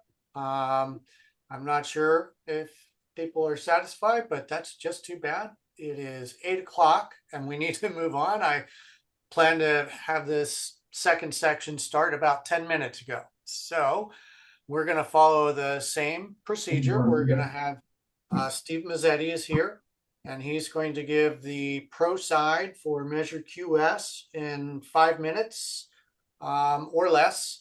And Nikki Kohlhoff will give the against side in 5 minutes or less, and then we will devolve into questions. And again, folks, I know people are using the chat, but I don't know if you've been paying attention. I'm looking at the screen and I'm listening. I am an old person. I cannot multitask, read what's over here, come back, and not have missed what was said. So I ignore the chat. And if you're asking questions in the chat, they're not going to get into the discussion. That is a sidebar. I will read it at the end of the night. So if you really, really, really have a question that you want answered, you need to raise your hand so I can call on you. Okay. All right. That being said, Steve, go ahead. I'll give you 5 minutes. Thanks, Andy. Knowing that you don't read the chat, I did message you asking if I could share. I'm going to go ahead and try to share and see if. Give it a shot because I do have this set up that I think that anybody can share. It looks like it's working. Yeah. Thank you. They're not always that way, so that's why I was. I know. I solved that problem like a couple years ago. Thank you. Thank you, Andy, and thank you all for having me here tonight. My name is Steve Massetti. I'm the bond program manager for the school district. I'm here tonight really to give you information about the bond. I know you described it as a pro side. I mean, I do support the bond, but my goal here is to actually share with you what we're going to do with the bond and to answer any questions that you have. So 5 minutes is a little tough. I talk a lot, so I'm going to try to get through this as quick as I can. It would help if there we go. I'm going to end up skipping over a few slides because we're limited on time. This slide, though, basically is talking about the high quality education that we get for our students in Santa Monica and Malibu. The important part about this slide for our purposes tonight is talk about the SFIDs. Beginning in 2018, we created 2 school facility improvement districts. And all that really means is Malibu money stays in Malibu for Malibu schools. Santa Monica money stays in Santa Monica for Santa Monica schools.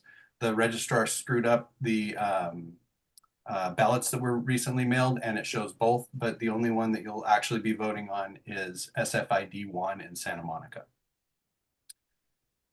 Prop 39 is the authority under which we are able to put out bond measures. It requires a 55% vote. It also requires annual performance and financial audits, as well as a bond oversight committee. There are some state funds available. We have 73 million eligibility across the entire district. It's something like 49 or 59 million in Santa Monica. Not all of our projects are eligible for that, but for the ones that are eligible, we would be able to get that state matching funds if Proposition 2 passes. I'll skip over this for time. This slide is important. Sorry, it seems to be there's some misalignment on here, but the important part about this slide is that our average building in Santa Monica, our average school building in Santa Monica is about 70 years old. We had a lot of construction in the 30s, 40s, and 50s, and then it really tapered off. And you can see in the 90s, because of overcrowding, we put in a lot of portables. We're in the process of getting rid of those, and the job is not done yet on that. Benefits of improved schools are probably obvious. Primarily, we see lower truancy rates with high quality schools, as well as higher test rates. I'm going to skip these 2 slides because instead of telling you what the projects entail, I'll tell you about the actual projects. I believe with Mid-City, JAMS is not our middle school, correct? It's just everybody in Mid-City is at Lincoln. Is that right? Okay. I believe so. Okay, so I'll talk about, so obviously for time, I'm skipping over the projects that aren't directly affecting you. I'm more than happy to answer any questions about these. At Lincoln, what we'll be doing is taking the old shops building, which is, we call it the 500s building. It's the building at the back of the campus in that depressed area by the football field, and we'll be modernizing it, installing a number, well, first of all, installing air conditioning. This is the last classroom building on any of our Santa Monica campuses that doesn't have air conditioning. Excuse me. It'll have an innovation lab, a project-based learning lab, as well as science labs and some general education classrooms. We'll be improving that exterior courtyard and make it a place where kids are going to actually hang out and actually start utilizing that space instead of just walking through it. I believe a little bit of Mid-City does get into the Roosevelt area, so I'm going to talk briefly about that. At Roosevelt, we are going to be building a new early learning, early childhood education building, which replaces the library and adds TK and kindergarten classrooms. We'll end up here with 4 kindergarten classrooms, 3 transitional kindergarten classrooms. And if anybody's not familiar with transitional kindergarten, as of next year, as of 2025, all 4-year-olds in the state will be entitled to go to transitional kindergarten, which effectively adds a grade to all schools, all school districts. So we're now TK through 12 instead of K-12. This will also, of course, replace the library, as I mentioned, and it does quite a bit of improvements to that entrance area in Roosevelt, which is a very popular place for parents to hang out. I will skip Grant. We don't have Franklin either. I'll talk about Samo High. So at Samo High, before I came to the district, when the district was looking at what needs to be done at Samo High, the general consensus was that the business building needed to be replaced first because it was a very old, not well-kept building that needed a lot of work or replacement. Unfortunately, it's one of the last buildings that we're addressing at Samo High. And what this would do is we would build a new student services and student center building in its location. And it would have the things you'd expect there. So, the College and Career Center, health and wellness. It'll have a number of classrooms, and it'll also have a black box theater. We currently use the old, when I'm saying old, I mean like 1918 library in the English building as the Humanities Center, which is our form of a black box theater. And this would create an actual full-size black box theater with proper rigging and equipment on the, I guess it's the west side of the building closest to Barnum. So those two will have some nice synergies being close together. And it also helps us make up the elevation difference there from what we call Viking Way up to Prospect Hill. There are a number of smaller projects throughout the district that we'd like to undertake. One of which is safety and security. Now we of course implement safety and security into all of our projects, but sometimes we have some outstanding projects that need to be done just as a standalone, like gate improvements or security alarm upgrades. We will have some district-wide technology upgrades as well. A lot of those are on-site, like the backbone stuff, the fiber between the MDFs and the IDFs, but we're also going to be looking to improve outdoor wireless access on all of our campuses. And I think the rest of these probably don't apply to Mid-City, so I'm going to skip over those. Now, I skipped a lot of projects, but this slide includes all of those projects. And so what we have here is our construction estimates, which were prepared by the architects. And for all of these projects, we've hired the architects, and they're in various stages of design and permitting. Samo High is probably the least developed. We're just starting the design on that. But for the other projects, they're designs are well underway. And in fact, if the bond were to pass, we would begin the first of our projects in a couple of months. We would start in December at Grant, and then in June of 2025, we would begin the Roosevelt, Lincoln, Jams projects, and one more building at Grant. So we're moving forward very quickly. I mean, I obviously I've gone through a list of projects. Nikki has in the past, and I think maybe not unreasonably had concerns about a project list. And 2018, Now, there were some, I don't agree entirely with Nikki on that, because there were some projects that we for sure knew we were doing, the Samo High projects, and we knew we were doing assessments and master plans at our elementary schools. But beyond that, we couldn't say exactly what the projects were. We had great ideas about some of them. Here today, I can tell you exactly what the projects are. And so those are the projects. I don't mean to jump ahead, Nikki. I apologize for that. But these are the projects that we're going forward with. The board has hired the architects for all of them, hired the contractors for the projects that that I mentioned that will be starting within the next year. And the bottom line on this is actually the most important line, which is how much is it going to cost me as a taxpayer, right? So the projected rate, I'm sorry, the average rate will be $28.70 per 100,000 of assessed value. Now, your assessed value is not the market value of your home, like you would see on Zillow, or if you were to sell it today. It's the amount that's on your assessor's tax bill, or your tax bill from the assessor, I mean. And so if your assessed value of your home was $1 million, the assessment that you would pay would be $287 per year. Okay. All right. I'm going to stop I there. got through it in a little over 5, but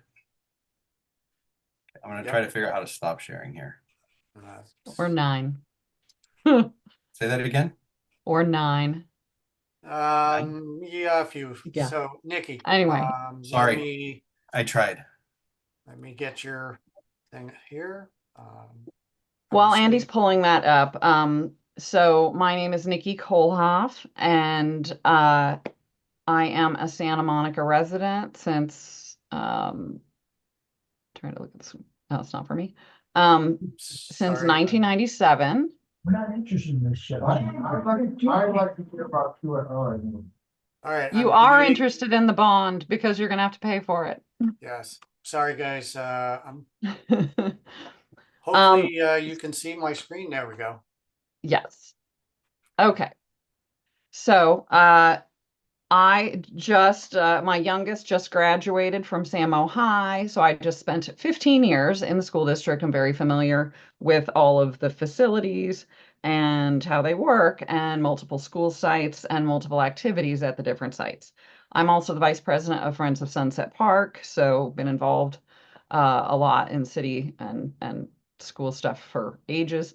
I also am one of the signatories of the ballot argument opposing this bond on behalf of the Board of Friends of Sunset Park.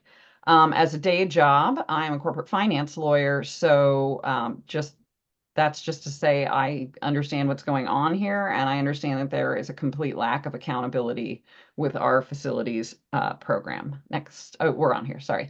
So how did we get here, and where are we? These are all the bonds that you've approved since 2006, $1.33 billion, okay? And all of our facilities still aren't fixed. In addition, there have been 5 bonds for SMC totaling $1.3 billion, and now the school district is asking for another $890 million for 8,341 kids, okay? Some of that is for Malibu, but to show you the scope of the construction that these folks are doing for, this is $100,000 per kid this time around. That'll be $4 billion with interest. Next, please. In addition to all of the capital funds we've given them through bonds, they get extra operating revenue every year from the city beyond the state's allocation. You'll hear them talk about, oh, the state doesn't give us enough money. That's true, but we supplement that in Santa Monica in all of these ways. Joint use, parcel tax, 2 sales taxes, a transfer tax, additional property taxes, for a total of $69 million per year beyond the state allotment for, again, 8,300 students. That's 8,000 more per student than we would get from the state. And that should have been funding repairs and maintenance, but you look around our campuses and they have not been maintained. What did we get instead? We get waste and broken promises. They said they would repair leaky roofs, install HVAC district-wide, and upgrade security systems, but that's still not done. It's been promised in all the bonds. The district promised to replace the classroom trailers, and after spending $2.2 billion, almost 2/3 of them will still be left in Santa Monica, and our teachers and students will be suffering in trailers. The district priorities do not align with our priorities. I'll get to that a little more later with their plans. We also got defective buildings. They spent $45 million on the Jams Auditorium, which is an absurd amount for a middle school, of course, and it requires a special operator to work the sound. The Lincoln Middle School field, the picture on the slide is that. So after, spending a year disrupting the kids and building this new turf field, it didn't have proper drainage. So when it rained, the cork floated away. That's cork, not dirt. The Samo High air conditioning failed again during the last heat wave in multiple new buildings. Okay, another problem. They have spent $200 million on one building at Samo High that opened in 2021. The faucets still don't work. HVAC hasn't functioned properly since it opened. There have been leaky roofs and foul smells. My kids the classrooms had to move because it smelled so bad. The new gold gym. Oh, so in the pictures, the top right, that's 57 degrees. That was when the HVAC was stuck on. And then the stairs in the bottom right, you can see it's really hard to get 1,000 kids up and down those stairs in passing period because only half of it is actually stairs. The other half are these bleacher things that are like very trendy in design, but have nothing to do with practical work. And so that's the kind of stuff we're getting, like snazzy new stuff, like what Steve just showed you. But do they work? I mean, I don't know any teacher who's going to say, oh, I really wish all the kids walking by my classroom could talk to the kids in my classroom while they're supposed to be learning. No, they're not going to do that. The new gold gym has glass walls. If you go back through, I found our emails from 2.5 years ago in 2022 when everybody went to the school district and said, you're stupid for building a glass walled gym. But our school board is holier than thou and couldn't possibly do anything wrong. So they said, no, no, no, you silly people. We don't have to listen to you. Now the gym is built. We didn't follow the model of Miracosta, which was half the cost of our gym, twice as big, and can hold a competition. Ours doesn't do anything. You can see in the picture, there's one of the players wearing sunglasses inside a gym because as the sun sets through the windows that face the beach, you get sun. And their solution is expensive shades, but then why did we spend ridiculous amounts of money on an expensive glass structure that we just have to put shades in? It's stupid and needs accountability.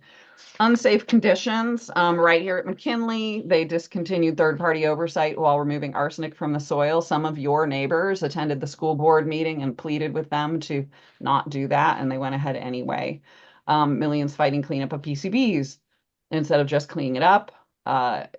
The Lincoln Auditorium air conditioning, for anyone who went to the candidate forum, you experienced that not working. That's because they actually didn't upgrade it. They just added scrubbers in the back, but that AC is still old after they claim that Lincoln is done. They have no plans to air condition the North Gym at Samo High, so half the kids get an air conditioned gym and half won't. They had chlorine gas leak at Samo High that hurt kids as well. Next. Failing to maintain what we have also includes demolishing our cultural resources. So this was the demolition of the history building, which most of you will remember. Our superintendent presiding over the destruction is the top right photo. And then Muirwood's mural, they just allowed to crumble into bits until it was removed. Next, please. This is Muir Smash. This is not a new construction, or it shouldn't be. This was one of our newest schools and our most diverse school. And they failed to repair leaks and it rotted. There was mold and it's been taken down to the studs. This mistake, this failure to maintain, is costing us $70 million and nobody's been fired. Next, please. Lack of accountability. So this is why we're here. We need accountability. This bond is a blank check. They can spend it on anything. Steve can show you all the pictures he wants, but read the bond language. None of that is in the bond. On the contrary, it can pay for land acquisition, housing, furniture, and computers. There is actual specific language in the bond that says they will do a feasibility study for turning our campuses into housing. There is no legally binding project list. As I said, the Citizens Oversight Committee doesn't have any say. All they can confirm afterwards is that money was spent. And because there are no projects tied to the bond legally, there's nothing for them to confirm, just that it was spent on construction. Same thing for the CPA. All they do is add up the totals, but it just has to be spent on construction. And we still have no master plan. Steve cannot tell us right now how much all of the campuses will cost, and how long it would take to get through it. So we have no way of evaluating if the $500 million to be spent in Santa Monica is where our best $500 million is to be spent. Next, they're fiscally irresponsible. We have declining enrollment, but they keep building more and bigger. Property owners are going to pay for this for 30 years. There's no senior exemption. And they started projects that they knew they couldn't finish just to try to hold you hostage for this next bond. In the past, they always said they wouldn't do that. They weren't allowed to start things they couldn't finish because, of course, that's crazy and irresponsible. Here, they pushed forward with designing things so they could tell you that, make you feel like you would lose money if you didn't approve the next boondoggle. Please do not fall for that. Next, please. So also a big concern here, conflicts of interest and possible electioneering. The education code prohibits the use of school funds for campaigning. Yet after the bond was passed, the school district has been the one trotting around getting all of the endorsements. The no side has not been allowed to participate in those discussions. Dr. Shelton is the superintendent. He's been out pitching it. Steve Massetti, who you're hearing from tonight, who smart guy, good guy, I get along with him, that's fine. But he has a $20 million contract with the district, $4 million a year. And he donated, you can see in the little chart here, $10,000 toward the Yes campaign to make sure that that thing passes. If it doesn't pass, 13 of his employees have nothing to do. So understand the conflicts here. Next, please. Overseas travel. This one's just something people need to know. The contractor, one of the contractors on that Discovery building that doesn't work at Samo High that costs $200 million, it's got some crazy experimental structure that doesn't work, but they pitched it as sustainable and cool. So this is Shelton, our superintendent, and Chief Operating Officer Carrie Upton in Portugal with the contractor. If you think that's appropriate, okay, I don't. So we're asking for accountability now. We need to support our kids. And we will have to pass more bonds, but we need accountability. And the only way to get that is to say no. They will otherwise keep going. They will not have been taught a lesson. And the residents are entitled to an audit. We want an audit of all the past spending and the results. Did we get things that worked? Did we get things on time and under budget or not? We never hear from that. And so if we don't do that, our students and teachers are going to continue to suffer because we are going to have fixes in some parts and not others, and expensive buildings that don't work, and we're not changing their past behavior. So next slide. So again, I'm asking you to vote no. There is a website, vote no, on qs.org that has a lot of information about this as well and why to vote no, and the QR code goes to the website. Also, there are some lawn signs. Let me know if you would like one. Thanks. Okay. So yeah, I let you both go over the allotted time. So you were aware. So I will now entertain questions. Mark, that was very quick. You obviously have a question in mind. Actually, I have just an addendum to what Nikki said. I'm the chair of the audit subcommittee. In 2021, I did a high-level audit in financial controls. I'm a CPA. My career was in finance. I was CFO of multiple businesses. So I did a high-level audit of the financial controls surrounding the school district's facilities program. And it basically has almost no controls, no standard controls whatsoever. For example, they have no idea, if they're overrunning on the projects, part of the new money goes just to basically fill in the overrun, but there's no reporting. They have absolutely no reporting that they present to the school board, they present to themselves on a fixed schedule that tells them how they're doing on line items. There is just none of that present in any of that. And in the chat, at the very top of the chat, I've put a link into the results of my audit that I published back in 2021. I presented these results to the school board and nothing's changed. And as far, so, I mean, what we hear tonight is Nobody Steve even has responded to your email, even to.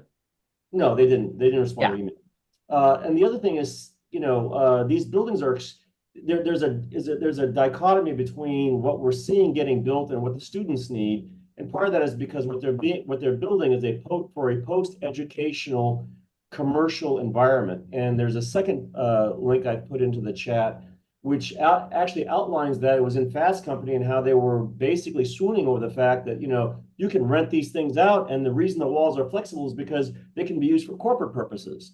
So there's a completely different agenda at play here as to why these things don't actually jive with an educational outcome. And that's why we need the accountability. I just wanted to add that. Thank you. All right. Does anybody else have questions? Deanne, thank you. Yeah, I do. Well, Ellen, just a second. Deanne raised her hand, and then I'll call on you after Deanne. Okay, let me see if I can find my react thing here where I raise my hand. Okay. Thank you. Hi. So mine is much more of a comment than a question, like Mark. I'm Dion. I'm a parent of a 7th grader at Lincoln and a senior at Samuel High. I wanted to talk about my struggle to get clean indoor air in our schools because I think it bears on the lack of prioritization of our students and teachers when it comes to facilities within SMMUSD. So the summer before last school year, the district removed all of our MERV 13 filtration and they replaced it with the inferior MERV 8 filtration. So when I learned about this, I started to advocate for the reinstatement of MERV 13 filtration in all of our schools. And that started an almost 1-year battle with the district where they blocked every effort I made to try to get clean indoor air in our schools. So for those who don't know, state law requires that school districts use MERV 13 or higher filtration when feasible.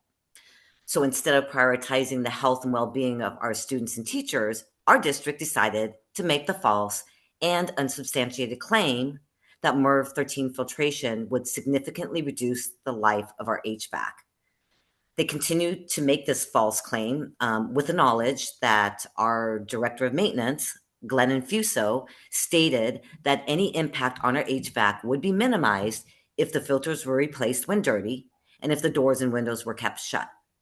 They kept repeating that false statement with the knowledge that a representative from SMMCTA, which is our teachers union, contacted one of our HVAC manufacturers, and that HVAC manufacturer advised her that MERV 13 filtration would not reduce the life of our HVAC.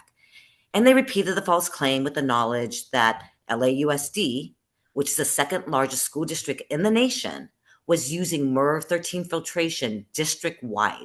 And if LAUSD's older HVAC systems could handle MERV 13 filtration, our newer HVAC systems could too. They even tried to avoid applying for state funding under CalShape, which provides funding for HVAC assessment, HVAC repair, filter replacement, and CO2 monitors. And they did that by making the false claim that we were not eligible for the grant, even though we had been eligible for over a year, and even though I had advised them that other basic aid districts already applied for CalShape and had been awarded funding, millions of dollars of funding. So with continued significant pressure, primarily on my part, the district finally applied for state funding under CalShape, and we received $1.61 million. Again, $1.61 million of state funding that the district was completely trying to avoid getting. So fast forward, the HVAC assessments under CalShape determined that 90% of our HVAC can handle MERV 13 filtration. And so MERV 13 filters were installed in those units.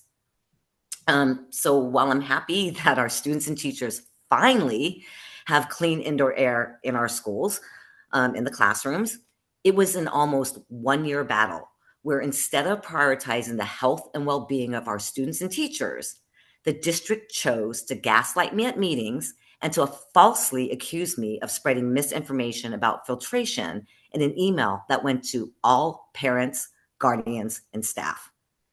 So when I saw the mailer for the Yes on QS bond campaign and that it listed upgraded filtration, I was shocked.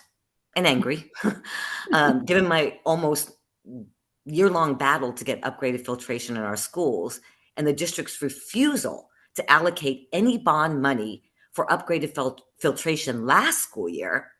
I have to say that I think it's completely insincere for the district to pretend that it cares about upgraded filtration in our schools.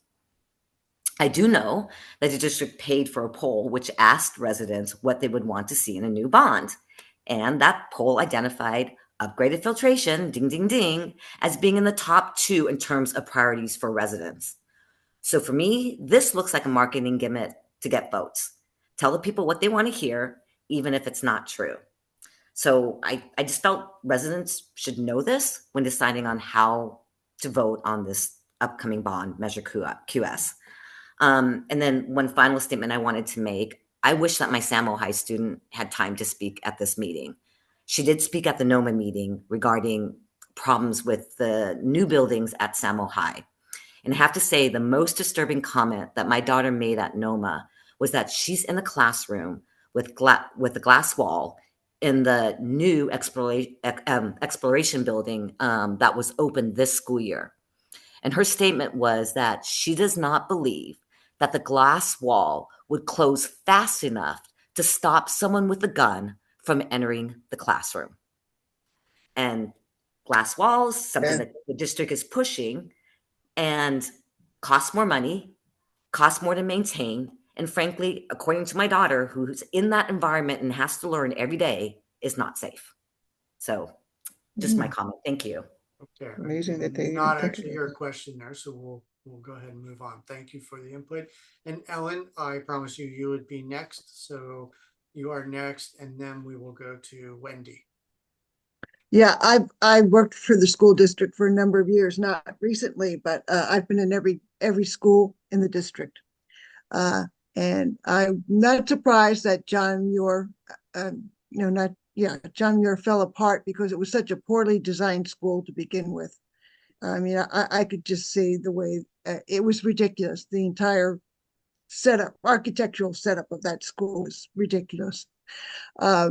But my question now is about Will Rogers. I don't see Will Rogers on the list, and I believe Will Rogers is one of our lowest achieving schools. I don't know if it still is, but it has been for years. And they're not in bungalows, but those little spots that they're in, they're little, they were built probably back in the 40s, I would think. And that school has not really had any updating at all. So I was just wondering why other schools on the north side of town and the high school get such a priority when one of our schools that are in a minority area get nothing. Sure. So first of all, I really tried to only talk about the schools that would affect Mid-City. So I skipped a lot, but you're right. There's not a lot in the next bond for Rogers. However, there's never been anything for Rogers. I'm sorry if I could. They actually have a project right now, Ellen. Ellen, if- he's trying if to you could- tell you they have a project. If you could let now. me respond. There is a project underway right now, currently under construction, that's building the new kindergarten and TK classrooms, has already built a new field, a new synthetic turf field there. And then, although I didn't mention it, and had we been in a neighborhood that included Rogers, I would have. We do anticipate that out of the Measure QS, we would take I think it's the old kindergarten buildings, which are not the portables. They're modular buildings, but they aren't the trailers. And we would turn those into innovation learning labs for Rogers. So there are projects there under construction. We've also, of course, done complete window, floor, and paint replacement there, as well as added air conditioning at Rogers and all of our other schools. So there is a big project. If you drive sorry, Nikki, I don't mean to cut you off, but if you drive between Rogers and Jams, you'll see the project under construction right now. Okay, because you don't see it from the front at all. Right. But and it's nothing done to the main office type. No. So here's what I would say is the problem with where they move forward on Will Rogers, though, is as you will see in all of the campuses, they're prioritizing making these new early childhood ed wings, which when they decided back in 2018 to do universal preschool and offer preschool to everyone for fees of like $2,000 a month. That's not our K through 12 mandate. And so they already had these plans baked. And then we got TK added to us. So now TK is only, you have to provide it if folks want it. It's one more year. They're calling it new TK, but it's really TK and preschool. They're kind of hiding the fact that they're still building preschool. We don't have to build the preschools new. We didn't have to build new TK and kindergarten that then triggered all sorts of other construction rules for larger rooms. And what they've done is built these new wings on all of the campuses then that have to have fire lanes around them too because of having preschool. If they didn't have the preschool, they wouldn't need the fire lanes.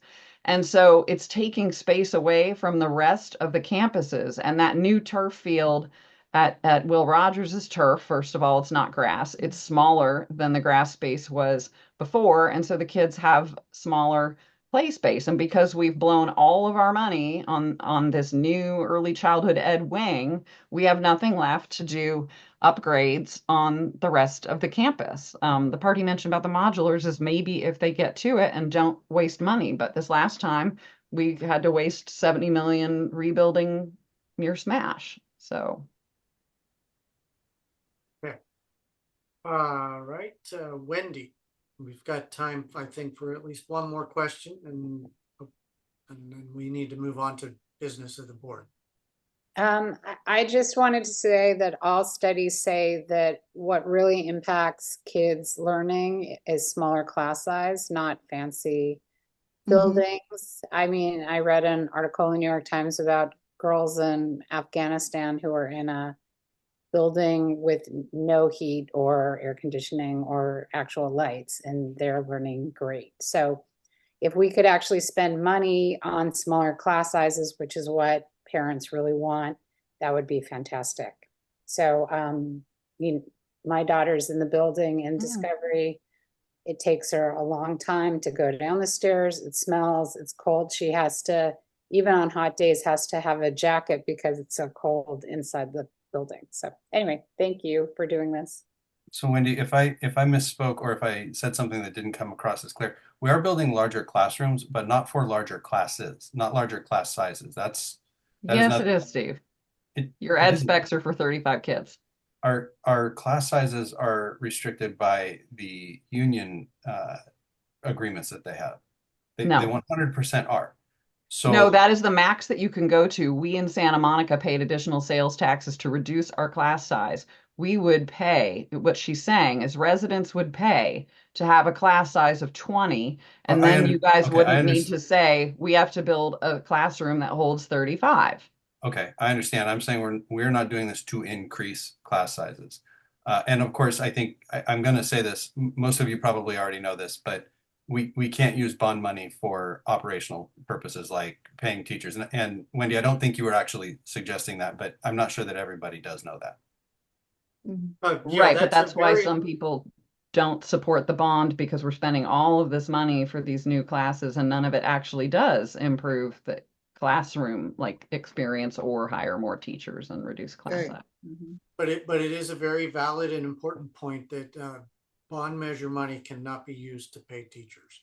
Correct. Wendy, I'm not sure if Deanne, you wanted to comment again? Yeah, I think this one is a question, and it was kind of raised by the last comment I made about my daughter's comment about the glass walls. So I've asked Carrie Upton this question in the past, and I guess I'll ask it to Steve. I actually spoke at a previous NOMA meeting about this, even though I'm not a NOMA member, I just was there. Last school year, our teachers and parents came and spoke against glass walls. And sadly, but not surprisingly, they were sort of brushed off. And the decision was that, well, we'll bring it back at at a later meeting. And I've never really heard anything about it since. I don't think the teachers quite know exactly what the plans are moving forward on glass walls. We obviously know that they're included in the Exploration building, which is the newest building that just opened this school year. As I mentioned, it's more expensive. It costs more to maintain.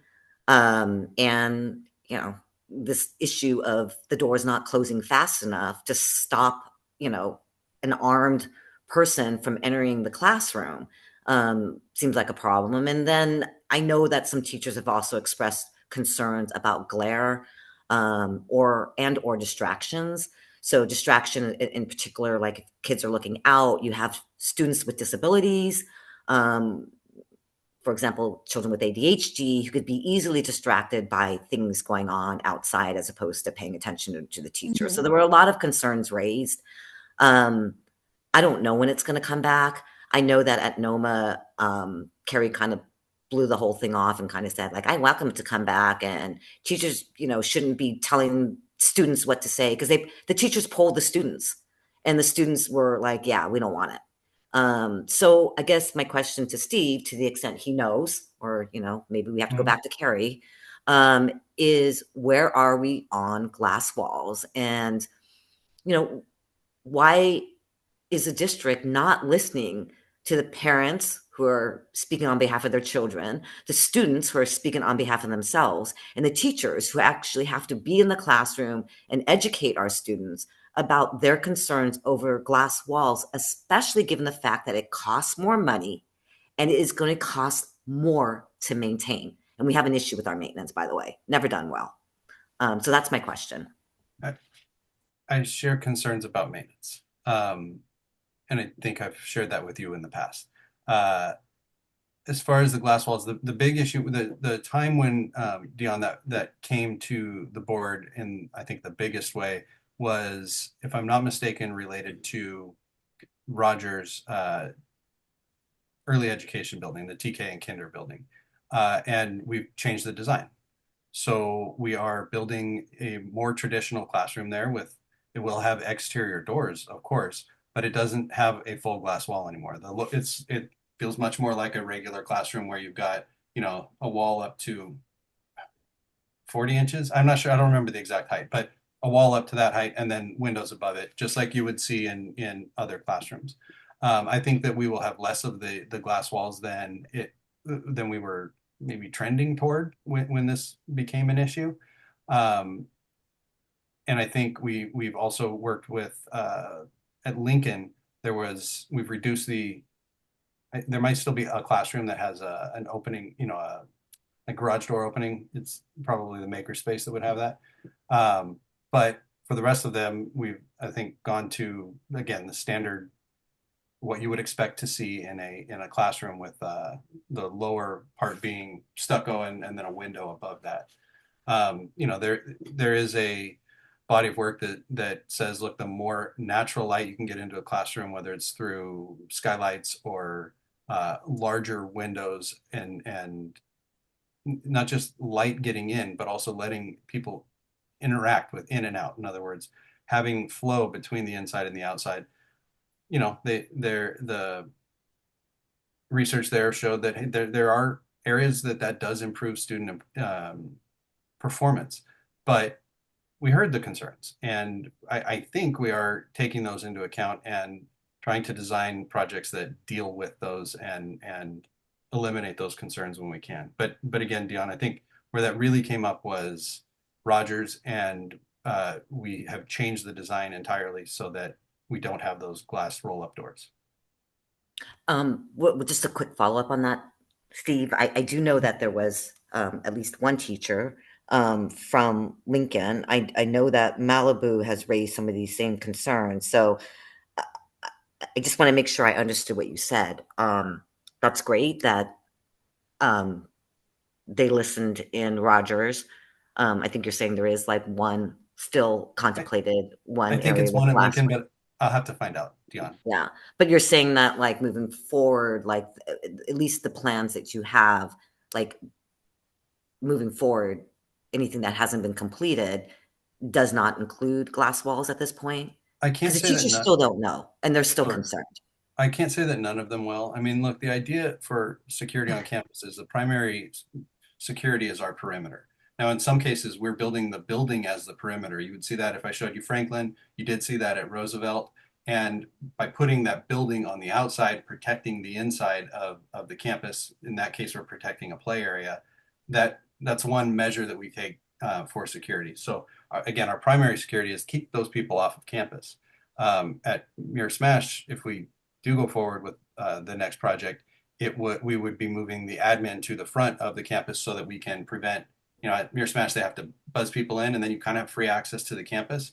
That's obviously not a good security practice. So our goal would be again to move admin out to the front. So you know, the idea is I mean, I guess the wall would be your last line of defense, which is, I'm sure, the point you would make if I were to stop talking at this point. But our goal is really to prevent that before we're relying on a wall or a glass window. But Okay. it's just it's not just safety, it's distractional too, and the maintenance and everything. And you guys are still using it. And we complained for 4.5 years for the gym and nobody changed course. So Okay. Well, the gym, we did reduce the windows in the gym by a lot, Nikki. It was reduced by over you 30%. guys reduced them because it costs too much, or you would have kept them. You took out all the fancy stuff like the flowy ceiling, which has nothing to do with playing a sport. Sure. It's That was an aesthetics. expensive design that So, can't hold Nikki, an athletic Nikki event. and Steve, I need to cut you both off. Sorry. Because I still have business of the board I wanted to get Sorry. to. Wendy, you've asked a lot of questions. Jerome, really quickly, if you can make a comment. Very quick. So my kids are grown, so maybe I don't care, but I do care. Steve, there cannot be glass walls, you know, an entire glass wall anymore. Not in this day and age, not with the inability of our government to limit assault weapons. That'll never happen, or if it does happen, doesn't matter. There's tens of millions of them in people's hands now. We can't do that. We need to think about security. And if you design a building, a school, where the outer perimeter is quote unquote safe, I'm sorry. Look at Uvalde. Look at any of these places where there are armed office resource officers on campus, and they cannot stop a bad, quote unquote, a bad guy with a gun. So you got to think about this. Seriously, man. You got to think about this. We can't be doing this anymore. We have to, you know, you want to harden the schools, that's fine. And they probably should be hardened a little bit because it's only a matter of time before it happens in LA, because I think we've been lucky so far that we haven't had a mass shooting in LA, although we have had them in other places in California. Okay, that's all I got to say. Thank you. Yeah, thank you.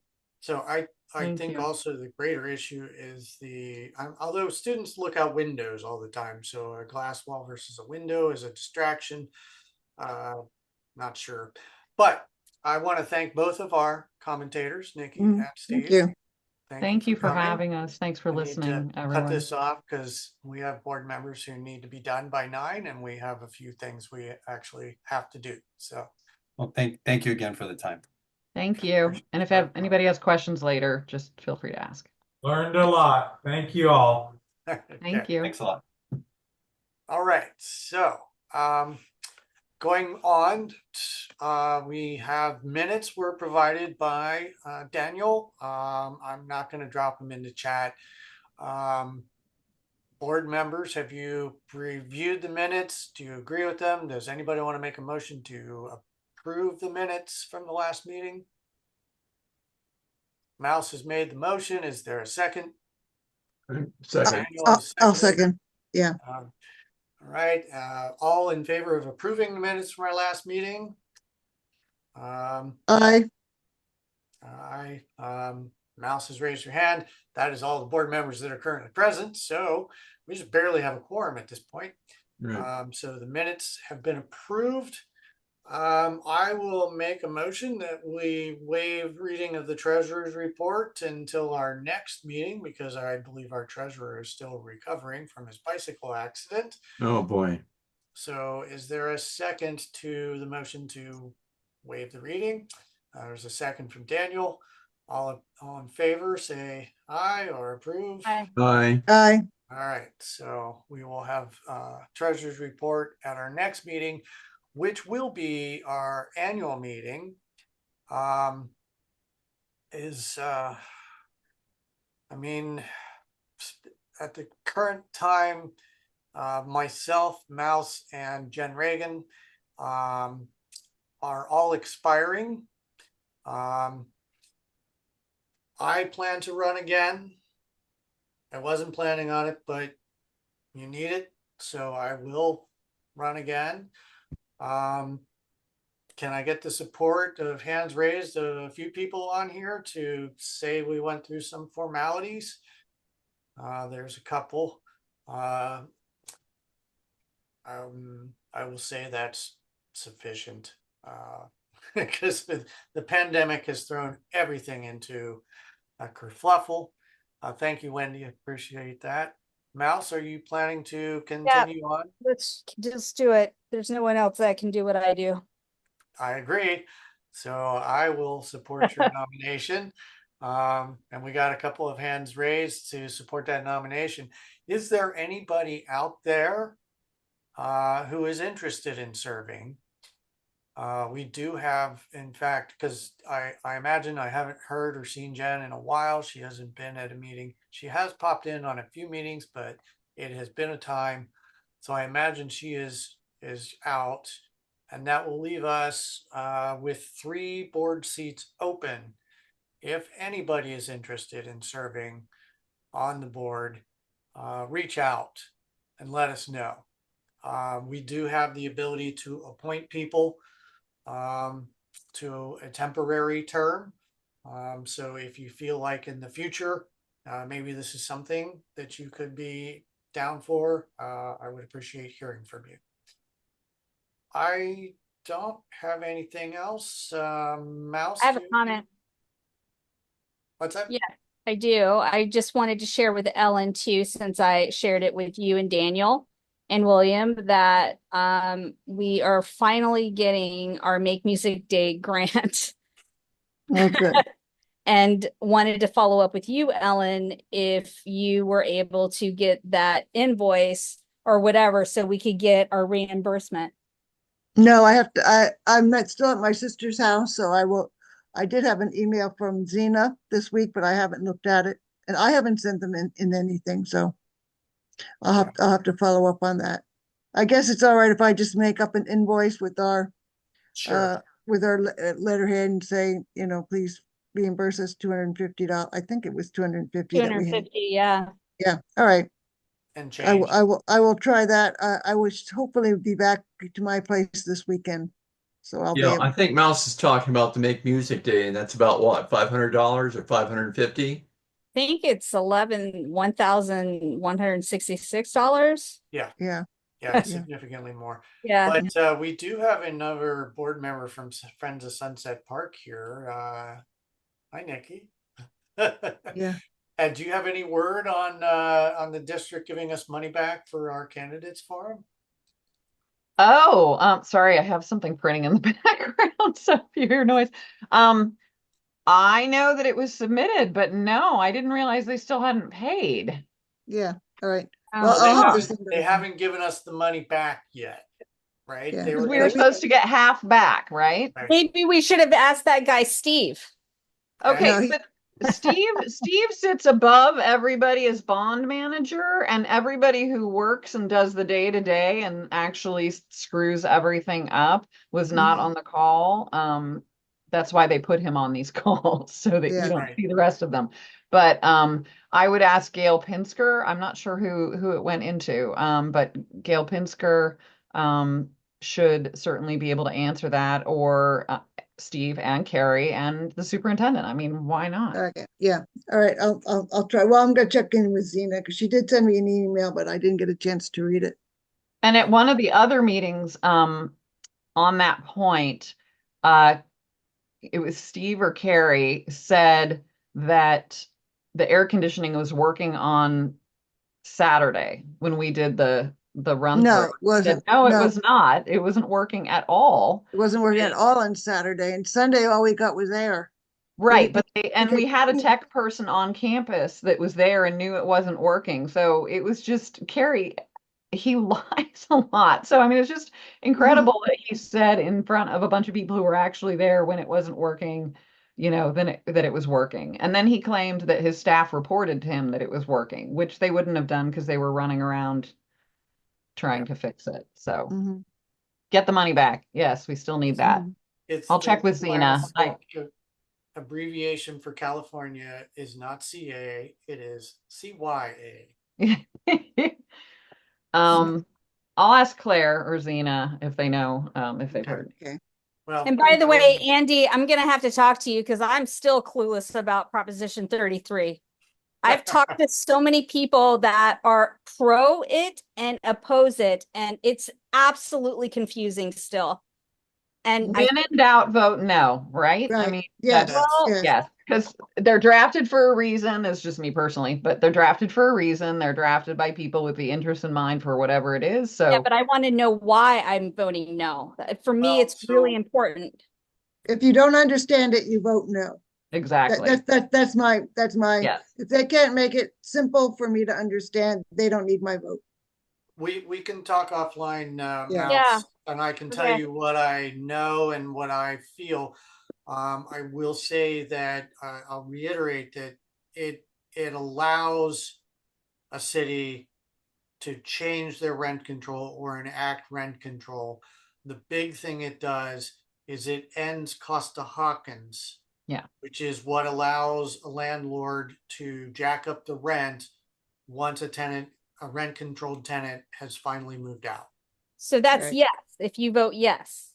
That's if you vote yes. Mhm. Okay. So it's the So new that- tenant who pays, not the rent control person It's there not the now. people in rent control.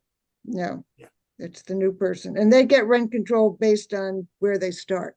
So if you vote yes, then new people who want to move in are kind of screwed with high rent, right? Mhm. Right. And the only problem is that a lot of landlords do harass people to try to get rid of them. But we have a fairly good rent control board that kind of prevents that. Yeah, here. but when people move out of a current rent control apartment, the landlords can make the rent whatever they want Right. right now. Yeah. Right. So what's the difference? That's where I'm a little confused.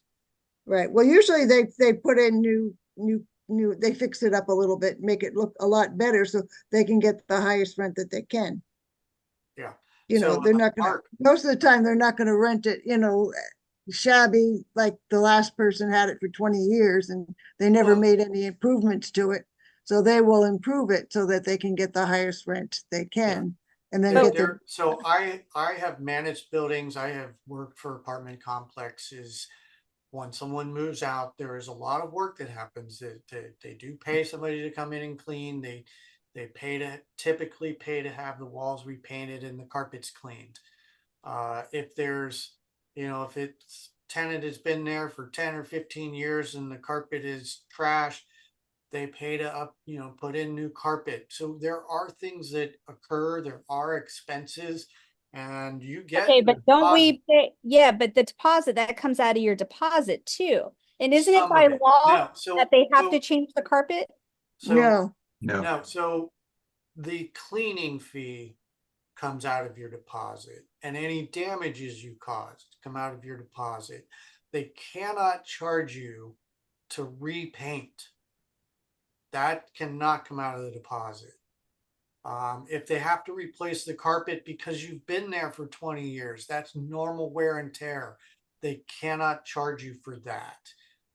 So there's some give and take, but Mark, you want to weigh in on this? So Yeah, I mean, it was the question I posed to Denny, which troubles me because the biggest driver of gentrification in this town is going to be all of this development that we're seeing. And you heard that he said that it would not be, they would still keep it exempt for 15 years, right? So, and at the end of the day, the development in this town, I've done extensive research on RENA, and trust me, it's just none of this is going to reduce the cost of housing. It just won't. No. And so, because of housing, actually, when you think about it, if housing costs start declining because of supply, development stops because none of these investors want to see their portfolio devalued, right? They don't want to write down the value of the portfolio. So the fact that it doesn't impact the biggest driver of gentrification in our town is concerning. And so to me, that's a huge kind of question mark for this thing. And Denny said that, he just blithely said, no, it needs to stay 15 years, but I'm against development. So you can't have it both ways. So the whole thing is extraordinary. From that perspective, to me, it's extraordinarily confusing. Yeah. And Mark, I just wanted to ask you real quick, were you in City Hall yesterday, or was that your your vice chair? I was not at City Hall yesterday. Okay. It was the chair and vice chair training. I'm going tomorrow with the Zoom training. You're doing a Zoom. Okay. But it must have been your vice chair. Yeah, it was, I think it was, yeah, it was, I'm getting It's old. okay. Alzheimer's. Whatever his name is. Anyone here voting yes on no? And you can sidebar me and explain to me why. Or I'm just curious because I don't know what is scarier, yes or the no. It depends on how they implement it in Santa Monica. I think that's the key thing that we don't understand. We don't understand. Right, and nobody has come out with a concrete plan saying, this is what we're gonna do. So we don't know what we're voting on, actually. Right, and it's the same for every city in California. I mean, we could do one thing and Venice will do LA will do something else, Manhattan Beach will do something else. It'll just make things crazier. Well, so my question is this: I don't, because I'm confused. Like Mark, like you, MK. I'm confused as well about which way to go on this. It seems to me that I used to be involved in conversations about Costa-Hawkins where I previously lived because it came up all the time. But it's been a number of years since then, so I've forgotten most of them. It seems to me that Costa-Hawkins was kind of a limit on communities exercising their own rent control policies. And rent control really only exists in, if I'm not mistaken, someone can correct me, in maybe a dozen communities across the state. It's not everywhere. Right. And so Costa-Hawkins was really kind of a limiter on new, communities enacting their own rent control laws. Is that accurate, or am I off on that? Anybody? No, I think Santa Monica, enacted rent control. I mean, I think any city can enact rent control today. It's just that they're subject to Costa-Hawkins if they do. Yeah, and I think you have it pretty right, Jerome. There's only about a dozen cities that do have it. I believe Santa Monica's rent, and I didn't grow up here. I moved here in 2008, but I believe that rent control existed here in Santa Monica before Costa-Hawkins was passed. Yes, it did. And it was in place for about 15 years or so before Costa-Hawkins was passed. Was that a person's name? Probably that's the legislators that the people who two legislators put their name on a bill. Same with the Ellis Act is named after a legislator. So today there are so many acts that nobody can keep track of them, and that's why we just now default to numbers. Yeah. And it depends on where it started. Did it start in the Assembly? So it's Assembly Bill 2814. Did it start in the Senate? Then it's Senate Bill 10. Jeff Bush. That's the vice chair is Jeff Bush. Okay, that could be. He was using some examples from he had a lot of great questions. Mine's easy. I chair the Urban Forest Task Force. We don't have the same kind of problems you guys have. Okay. Yeah, it's So we have gone over our standard meeting time. I'm going to end the meeting now. It is 9:05 p.m. And we are officially done.